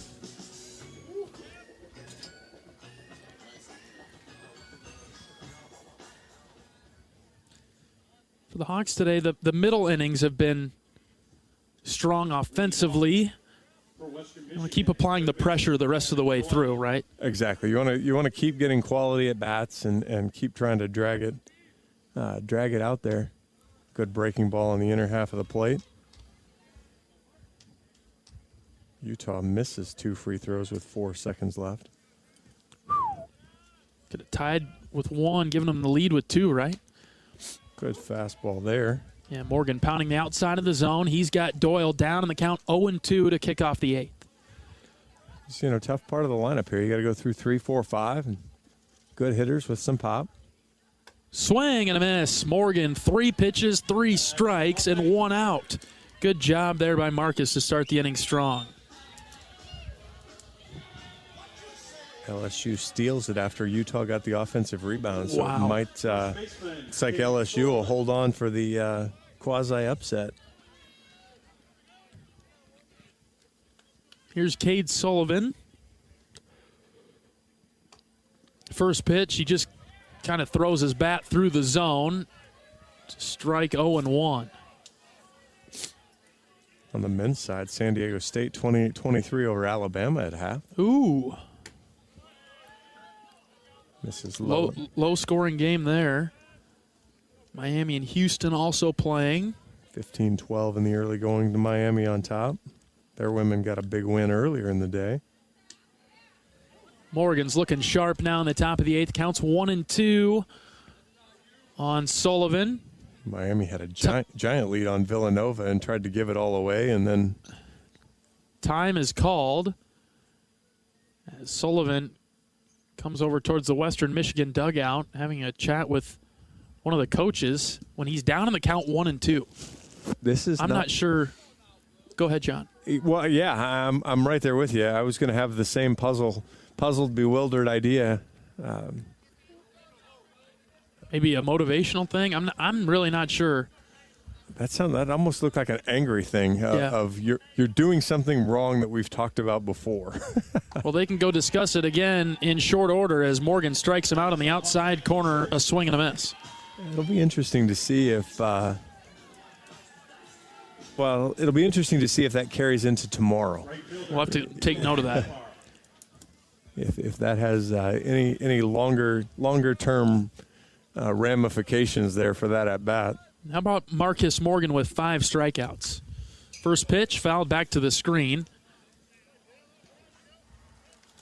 I mean, it's, if you're a Hawkeye supporter, you want Marcus is probably your guy to finish the game is the ideal scenario here. Right. 0-1 pitch to Nevar just outside, and it's 1-1.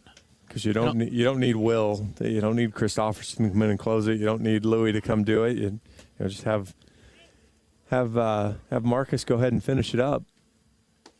1-1. That's downstairs for a ball. Yeah, I agree. I think that's the smart plan with Iowa leading 9-1 in the 8th. And 3 innings would get him his first career save, I think. 2-1.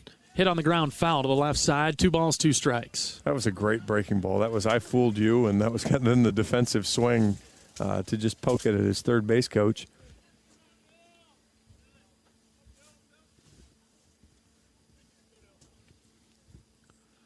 Marcus trying to strike out the side. The 2-2. Tapped foul to the Iowa dugout.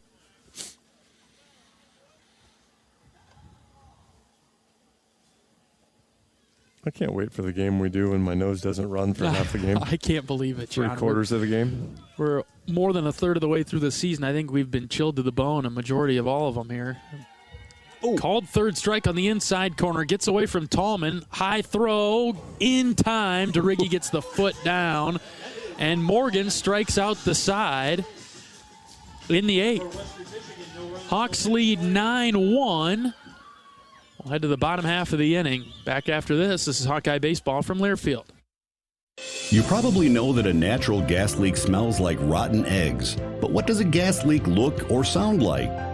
If you hear a whooshing or hissing sound, see dirt, dust, or water spraying from an area, or you get dizzy or queasy, leave the area immediately, then call 1-800-595-5325 once you're safely away. See MidAmericanEnergy.com for more safety tips. Paid for by the customers of Mid-American Energy.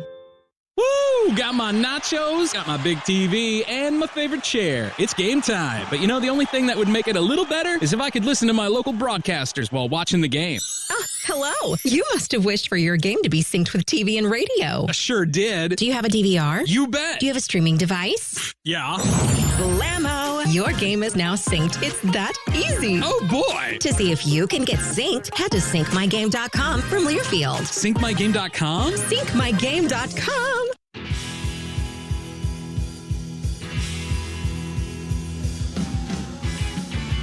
Bottom of the 8th inning. Likely the last time to see the Hawkeyes in the batter's box this afternoon. Tello, Peterson, and Honar will be due up. And we'll see if we get any changes. I guess not Honar. Mitchell will be batting in Honar's spot. Tello, Peterson, and Mitchell. See if you get some good at bats and add to the lead up 9-1. You got plenty enough to win it, you'd think. Well, you want to take good swings. That's the we kind of talked about it. The Hawkeyes early on especially hit a lot of line drives into gaps. And then as we kind of joked about a little bit last inning, really have kind of a dead zone for pop-ups over there on the right side. And so, you want to see good at bats. DeRiggi making an out with 104 exit velocity, fine. You take that. Yeah, the pop-ups are the ones you're trying to avoid, and the guys, it's different. It's not quite the same velocity. It's a little funky motion, but this breaking ball misses down low there. But you've got to be on top of it and ready to go. Tello leads off the Hawkeye 8th. Raider is 1 for 4 with an RBI this afternoon. 1-0 pitch to Tello, tap to the left side, and foul.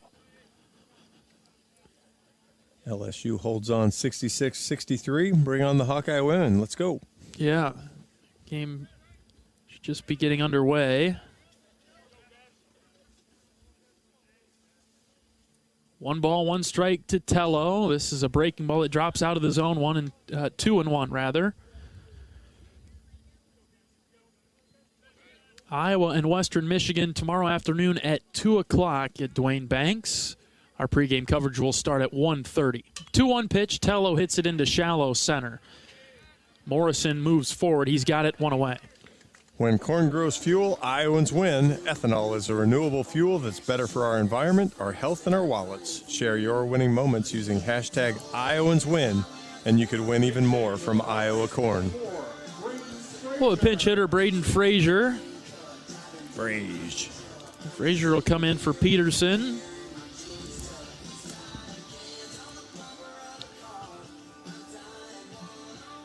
Talked with Coach Heller about what the Hawks will do in right field. Frazier and Wilmus will be playing quite a bit out there until Mosley can come back. Well, I think you're going to see that. We've talked a little bit about it. Who has the hot bat? Who has quality at bats? Who's doing what they need to do? Yeah, Frazier started hot. He's played sparingly since then. 2 balls, no strikes to the Hawkeye outfielder. 1 away in the bottom of the 8th. Iowa leading 9-1. Pitch from Geschel. This is popped up right side into that area in foul territory, but this will get into the stands for a foul ball. 2-1. Dude, kind of that spot over there. Yep. Something about the way these guys deliver that Iowa keeps wanting to hit it over there.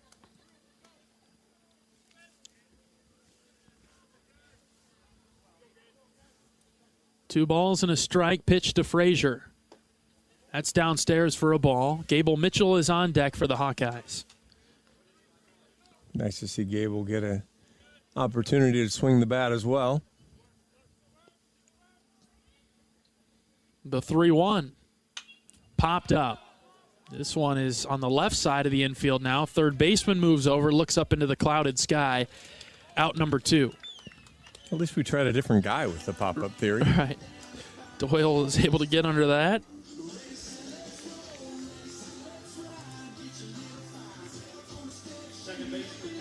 And with 2 down in the inning, here's Gable Mitchell.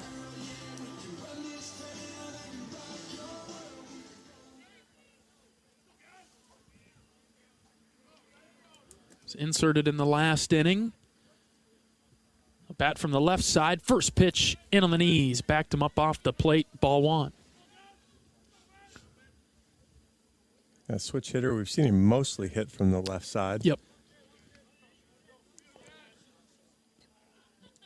1 ball, no strikes. Pitch to Mitchell. Takes a good cut at this one. Fouls it off and out of play to the left side. Stop me if you've heard this before. Iowa's first bucket is a Sonano jumper assisted by Caitlin Clark. That never gets old, does it? Nope, does not get old. Geschel set with the 1-1. Here it comes. That's in the dirt. Ball 2. I don't think the umpire realized how close that ball was right behind him there. Kind of thought it skipped to the backstop and somebody else was going to fetch it, and it was. It's all you, man. It was less than a foot behind him. Mitchell ready with the 2-1, and it's inside. Ball 3.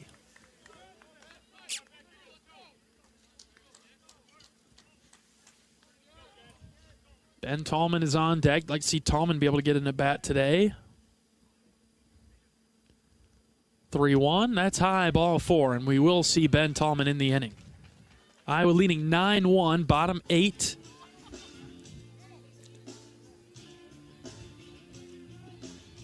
And he's got the green bat. He's got the bat.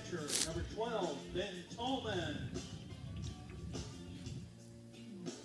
Good to see Ben get another swing. He's had pretty limited at-bats this year as kind of early in the season was Brody's personal catcher, and then kind of the rotation got switched around a little bit. And he swings at the first pitch, fouls it off to the right side.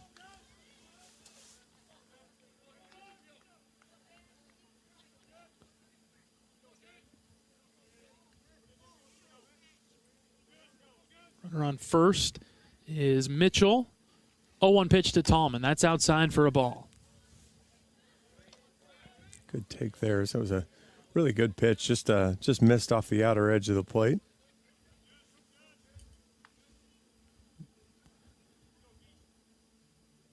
One. Hands got going for Tallman, but he laid off. 2-1. Just a little bit downstairs there. Nice job. Really, really good pitch. Mm-hmm. Just late break. Yeah, late break. Good movement. Snapped out of the zone. Tallman was able to hold off. Ooh. 2-1 is way outside. Gets to the backstop. Mitchell easily to second. That one about split home plate in the on-deck circle, John. For as good as the other one was, that one was not. One wasn't his best pitch. 3 balls and a strike. Ben Wilmus is on deck. It's a little bit of that, there's that herky-jerky motion to it, and so boy, if you get it out of the track, boy, it can get the wrong direction. In on the hands, and Tallman fouls it off, and the count will be full. See if Ben can finish off the at-bat here, and I know that this is one of the things the Hawkeyes track too is on 3-2 pitches. Can you win the at-bat? Here's the 3-2. Swing and a miss. Got him on a pitch that was low. Tallman couldn't connect, and he's down on strikes to end the inning. We've played 8. 3 outs to get. Hawks lead 9-1. Back after this. This is Hawkeye Baseball from Learfield. At U.S. Cellular, we think phones are great, but they're not always great for us. Because while they connect us to so much, they can also distract us from, well, us. The us that actually laughs out loud with each other instead of just texting it. That knows being in the same room doesn't always mean being together. So let's find us again by putting our phones down. Not forever, just for 5. 5 days, 5 hours, even 5 minutes. Join U.S. Cellular in the Phones Down for 5 challenge. Find out more at uscellular.com/findus. Knowing that I can make a difference in my patients' lives keeps me motivated every single day. Hi, I'm Dr. Kanya Ferguson at University of Iowa Healthcare. With academic medicine, we see the toughest cases, so we're always innovating. And we bring the best minds together to collaborate, so there's more brain power focused on you. Because that leads to exceptional care for our patients and our community. See how at uihc.org.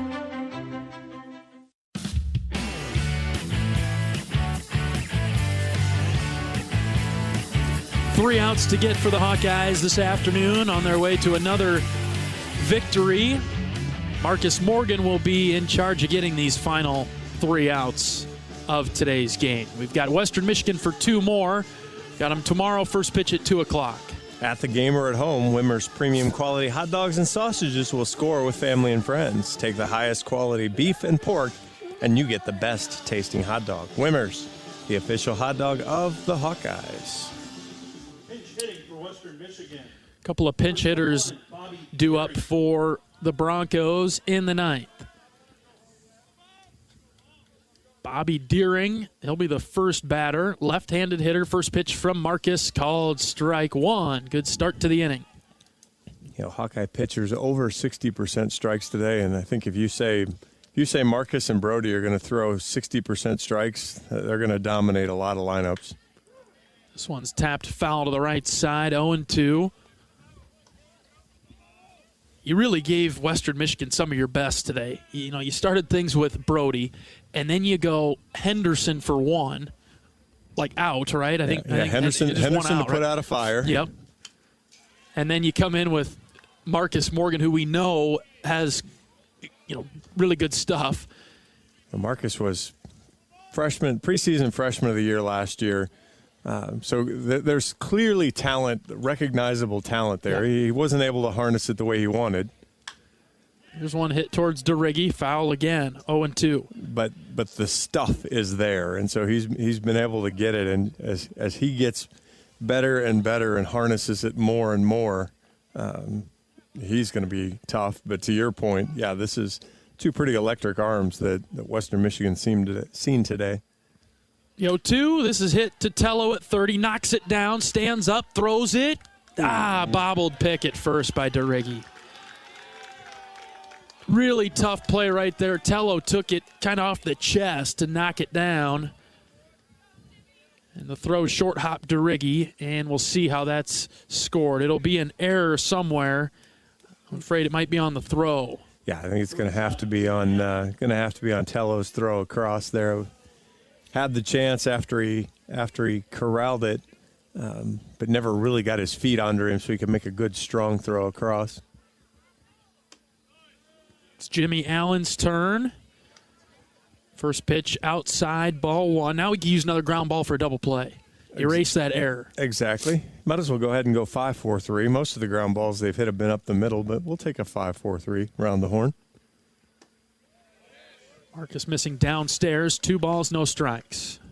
12-4 Iowa women lead at the first television timeout. So that's a good start. Good start there.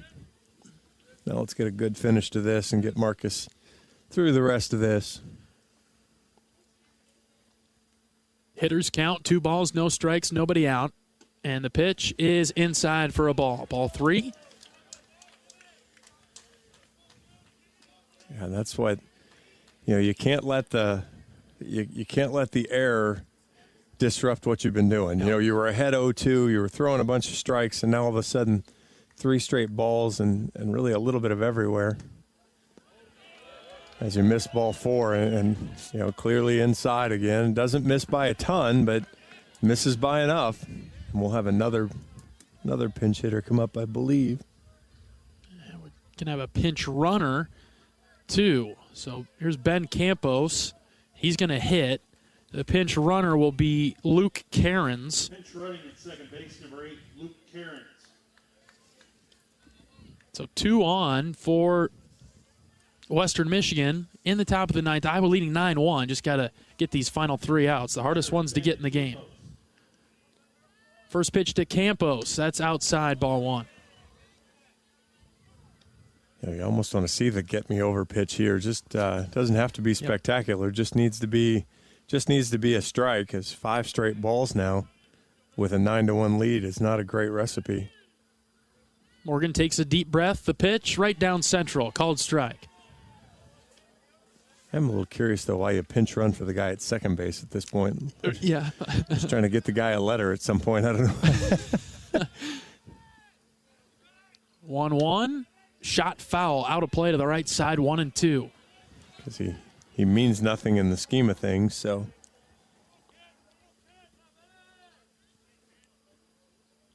See if Marcus can finish this off. He's was ahead of the first hitter and couldn't quite get out of it.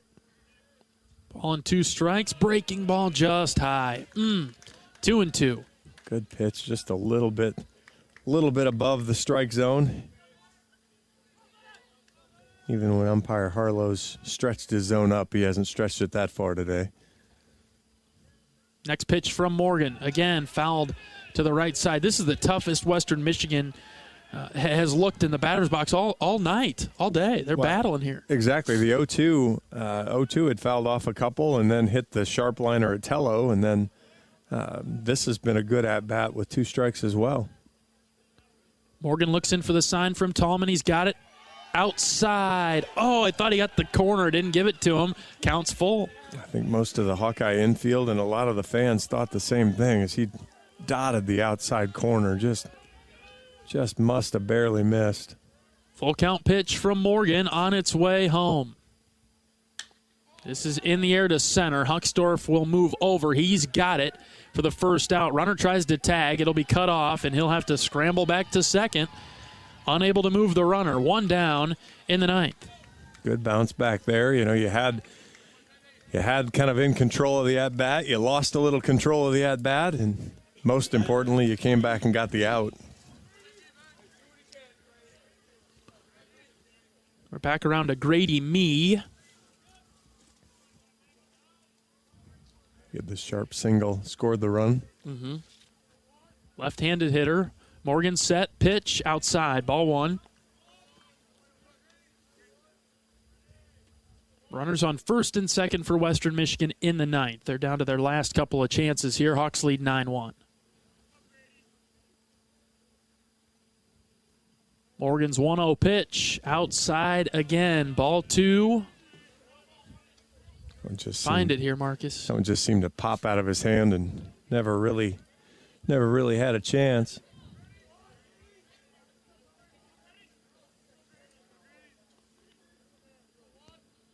Deep breath and the pitch, outside again. 3 in a row out there. Again, unfortunately, this has kind of been, this was how he got put into this role, or why he ended up getting put into this role, was just kind of the little struggles in the middle of an inning.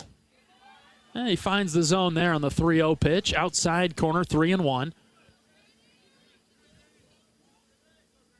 You know, a lot of good competitive pitches, and then, 3 or 4 that just kind of get sideways on him.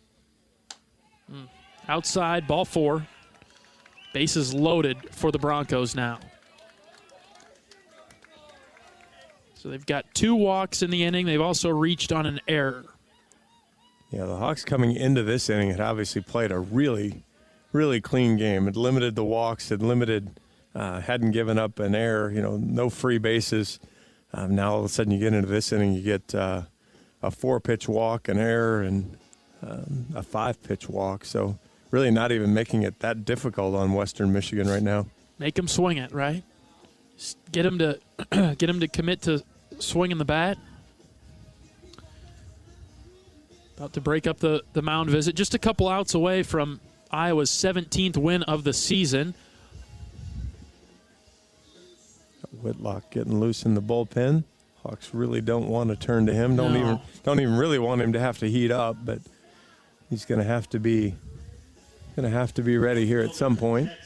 I think you trust Marcus to get out of this. Well, you're tracking back around to the top of the order here, so you're kind of at the pile where it can, with just 1 out. Bases loaded, first pitch, high and outside, ball 1. I mean, he's not... Make him swing it. Yeah, right now he's not tempting hitters or the umpire to call a strike, so... Morgan ready, 1-0 pitch, outside, ball 2. That one's closer, but, again, when you've been all over the place, the hitters aren't going to go for it, and the umpire's not going to give you any breaks. Ground ball would do it here today. Ooh. This one is just high. Ball 3. That one's a good pitch, but again, at this point, you're just not going to get it. And my guess is this will be, unless he battles here, this is probably the last hitter. 3 balls, no strikes. Pitch from Morgan. Outside, ball 4, walked in a run. It's 9-2. Bases still loaded for Western Michigan. Whitlock is loose. Not sure if he's ready.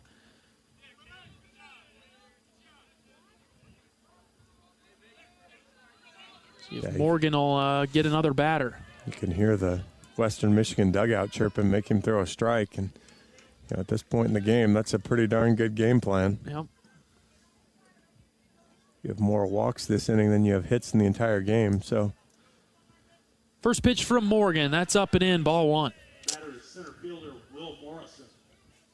And Morrison is a dangerous hitter. Still one out, bases loaded, pitch. That hit him. Hit him in the back. Another run is in for Western Michigan. It's 9-3. That'll do it. Yeah. Coach Heller is out of the dugout, and that will do it for Marcus Morgan. Hawks will have to go to the bullpen, and they'll go with Jack Whitlock. Just kind of unfortunate how things unfolded there for Marcus. Had a really good 7th, really good 8th, and then in the 9th could not close the deal. And so Iowa has to go to the bullpen to shut this one down. Iowa 9, Western Michigan 3 going to the bullpen. We'll take a pitching change break. We're back after this. This is Hawkeye Baseball from Learfield. Hey everyone, I'm Mark Wahlberg, and I have some exciting news to share. At Wahlburgers, we are all about bringing the family together to enjoy a great meal and have a great time. That's why right now, for a limited time, kids eat free every day at all Hy-Vee Wahlburger locations. Kids 12 and under can enjoy one free kids meal with any purchase of an adult burger, sandwich, or entree salad. Bring the family to Wahlburgers and the Wahlburgers and Hy-Vee stores, where right now kids can eat free. You probably know that a natural gas leak smells like rotten eggs. But what does a gas leak look or sound like? If you hear a whooshing or hissing sound, see dirt, dust, or water spraying from an area, or you get dizzy or queasy, leave the area immediately, then call 1-800-595-5325 once you're safely away. See MidAmericanEnergy.com for more safety tips. Paid for by the customers of Mid-American Energy.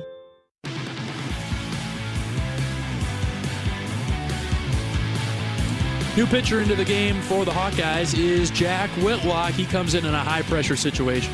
Jack's 2-0 on the season, a 2.45 ERA. This will be his 5th appearance. He does have one start. 3 2/3 innings, giving up a couple hits, 4 runs. Just one of those were earned, though. 2 walks and 2 strikeouts. I think it was the Texas Tech game. He got a little unfortunate error cost him, and then kind of piled up after that, a little bit like what happened with Marcus.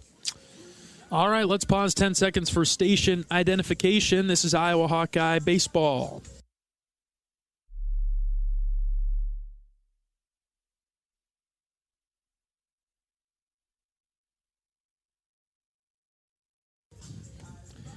We got to start by throwing strikes for Jack and let him put it in play. They have 3 hits today.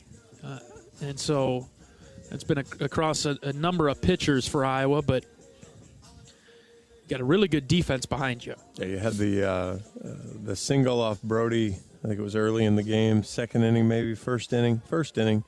You had back-to-back hits off Marcus in the 7th inning, and all of these runners on the carousel and all the ones that have come through have been self-induced. They haven't really earned anything yet, and so Iowa just needs to shut it down here. Whitlock will operate out of the windup. First pitch is low and outside, ball 1. It's 9-3. Western Michigan scored 2 here in the top of the 9th. Bases are loaded, 1 out. Yeah, we haven't gotten to full tightness yet, but we're sneaking up on it. Here's one tapped foul, 1-1. Good job by Whitlock to bring it back in. It just feels like, you kind of let them think that they have a shot even in the series. Right. That's what this game is. That's the worst part, is you had a pretty good flex going, and now you've undone that. 1-1 on the ground is short. Seegers flips it to second for 1. On to first for 2. That'll do it. Game over. Hawks win. That's a nice way to finish it up, and it'll make your post-game chat with Coach Sutherland probably a little smoother. There we go. 6-4-3 to do it. And we'll take that. Hawks win it 9-3. and improved to 17-3 on the season. All right, we'll take a break. We'll come back with post-game coverage of Iowa baseball. This is Hawkeye Baseball from Learfield. At Mid-American Energy, we want to help keep you safe around power lines and electrical equipment. Always assume a power line is energized, even if it's on the ground. To avoid the risk of an accidental shock or electrocution, avoid touching a power line with anything. And when you see high voltage warnings on transformers and substations, stay away. We care about you and your safety. Get more tips at midamericanenergy.com. Paid for by the customers of Mid-American Energy. Hey everyone, I'm Mark Wahlberg, and I have some exciting news to share. At Wahlburgers, we are all about bringing the family together to enjoy a great meal and have a great time. That's why right now, for a limited time, kids eat free every day at all Hy-Vee Wahlburger locations. Kids 12 and under can enjoy one free kids meal with any purchase of an adult burger, sandwich, or entree salad. Bring the family to Wahlburgers and the Wahlburgers and Hy-Vee stores, where right now kids can eat free.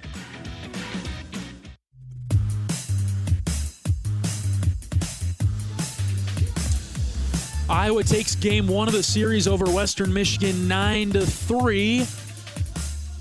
Hawks led 8-0, 9-0 at one point. Western Michigan scored the final 3 runs of the game, but they came late. 1 in the 7th, 2 in the 9th for the Broncos, but really a dominant performance for the Hawkeyes, a relatively complete game, John. After a somewhat challenging first inning for Brody Breck, he really came through. Pitched really well into the 5th inning. I think if you'd asked him, he could have finished up the 5th, or the 6th. I'm sorry, but Jacob Henderson came in, cleaned that up for him, and then 2 really good innings for Marcus, and then kind of what's bit him all year. Struggled a little bit in the 9th, and then you look at the hitting side of it. Hawks had plenty of hits up and down the lineup, and good quality hits. As they ended up with 11, but hit 286 with runners on, and only hit 250 with runners in scoring position. So a lot of good things, but kind of like we talked about in the lead up, there's still things you think, boy, if we tweak that or fix that, it'd be even better. 17 strikeouts for the Iowa pitchers today. That's fairly dominant. And Marcus had 5, Brody had 10. Yep. Brecht had 10, Henderson had 1, and Marcus had 6. Yep. So that, I think, that's a good sign for the series, right? Because Western Michigan, they do have a few hitters that are capable, and to set them down 17 times, pretty good for Iowa, and I think that's a good sign the rest of the series. And, hit a lot of ground balls that Iowa was able to pick up and handle and get outs, and so you just need to keep working that and keep getting it done. All right, we'll take a break. When we come back, we'll talk with Associate Head Coach Marty Sutherland right after this. This is Hawkeye Baseball from Learfield. At U.S. Cellular, we think phones are great, but they're not always great for us. Because while they connect us to so much, they can also distract us from, well, us. The us that actually laughs out loud with each other instead of just texting it. That knows being in the same room doesn't always mean being together. So let's find us again by putting our phones down. Not forever, just for 5. 5 days, 5 hours, even 5 minutes. Join U.S. Cellular in the Phones Down for 5 challenge. Find out more at uscellular.com/findus. At Oak Knoll, our mission is to provide exceptional retirement living and health services through life care. I'm Steve Rowe, Executive Director. We are a not-for-profit life plan community and have served Iowa City for more than 55 years. Our team helps residents create home by living our values of caring, respect, enthusiasm, awareness, teamwork, and encouragement.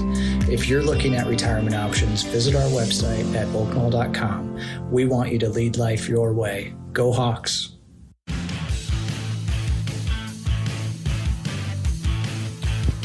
Iowa beats Western Michigan in Game 1 of the weekend series 9-3. We're joined now by Associate Head Coach Marty Sutherland. Coach, an overall thought on the game today?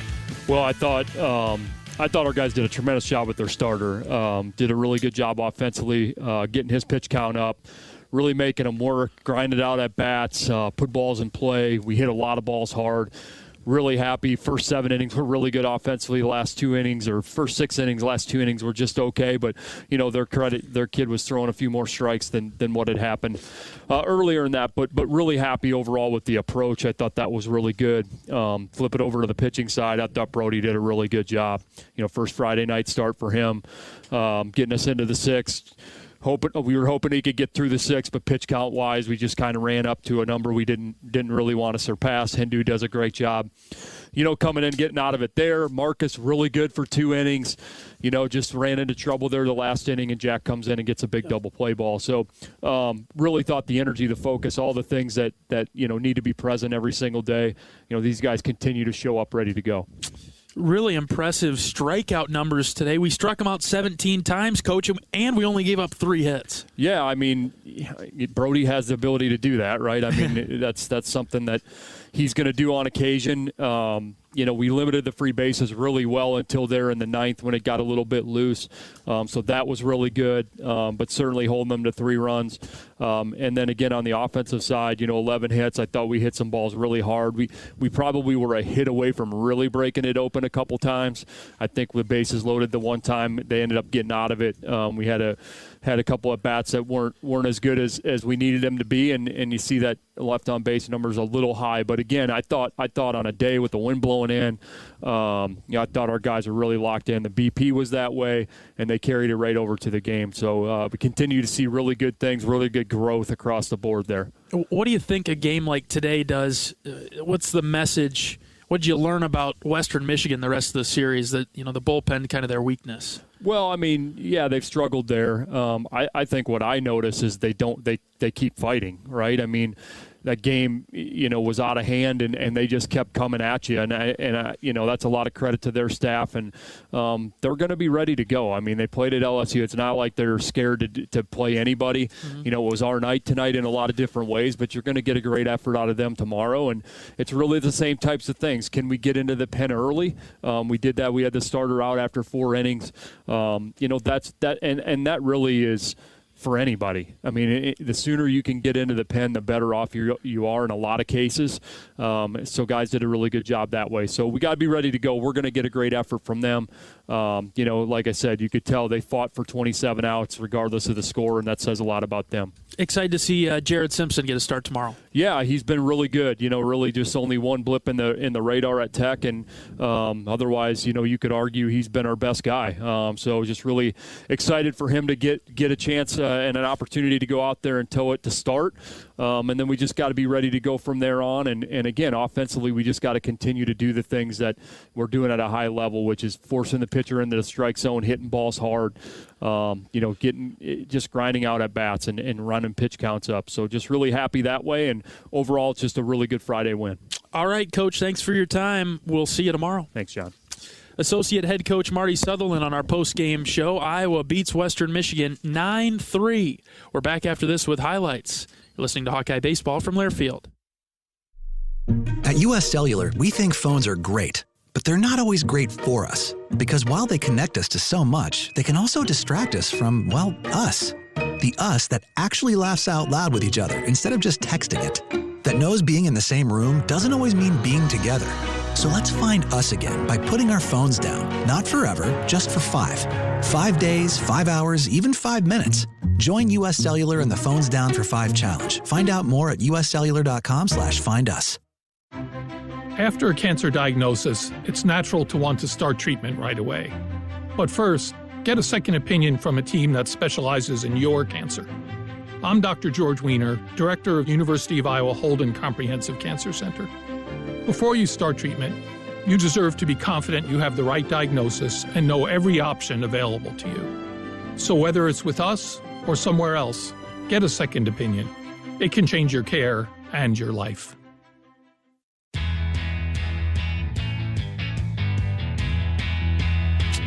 The Hawkeyes win Game 1 of the series this afternoon, 9-3 over Western Michigan. Let's go over some of the highlights of today's Hawkeye win. Iowa got things started offensively with a Cade Moss RBI double in the second.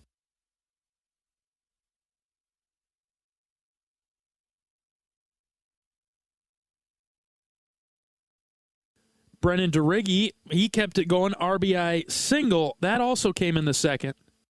2-2, line drive, base hit into right. This could get into the corner. Seegers being waved home. Huckstorf to third. DeRiggi will stop at first.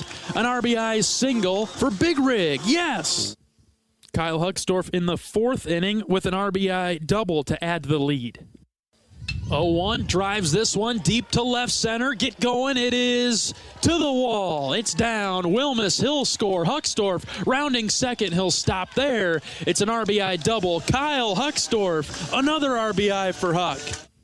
And then in the fifth inning, one of the wildest plays of the day, maybe of the season, Brennan DeRiggi grounds into a fielder's choice, but Michael Seegers takes flight to and score a run. 3-2, DeRiggi on the ground to first. It's gloved by the first baseman. He throws it home. It's a poor throw, knocked down by the catcher. Seegers gets by him, leaps over him. He touches home, and he's safe. Ha-ha! What a play. An acrobatic play by Michael Seegers to jump over the tag attempt, and he touches home. Count it. That was a wild play. Seegers can do it all. He's a true athlete. Sam Peterson, on a day where you didn't think any balls were going to leave the yard, Peterson said, not so fast. Pitch from Geschel. Ooh. Peterson drives this to left. Get going, baby. It is gone. Ho-ho! Peterson. Boom. And then in the ninth, a defensive play. Hawks were in a little bit of trouble trying to close this one out. It was a double play to do it. 1-1 on the ground to short. Seegers flips it to second for one. On to first for two. Ho-ho! That'll do it. Game over. Hawks win. There we go. 6-4-3 to do it. Iowa wins this one 9-3. Off to a great start. Their best start since 1939 coming in. We'll have to update that because Iowa is 17-3 through 20 games. We'll play game number 21 of the season tomorrow against these same Western Michigan Broncos. 2:05 first pitch, Iowa and Western Michigan. Pregame coverage will start at 1:30 on the Hawkeye Radio Network. All right, for my great board op, Michael. Great job today, Michael. Really appreciate it. Thank you very much. My broadcast partner, John Evans. I'm John Leo saying so long from Duane Banks Field this afternoon. Iowa 9, Western Michigan 3. Every day's a great day to be a Hawkeye. Some are just a little bit better than others. So long, everybody. Hawkeye Baseball has been brought to you by Homewood and Home 2 Suites, preferred hotel of the Hawkeye Radio Network, Iowa's corn farmers of the Iowa Corn Growers Association, and the Iowa Corn Promotion Board. When corn grows Iowa, Iowans win. Oak Knoll, an active life care community. University of Iowa Healthcare, changing medicine, changing lives. And by Wimmer's Meats, the official hot dog of the Hawkeyes. The preceding has been a Learfield presentation on the Hawkeye Sports Network.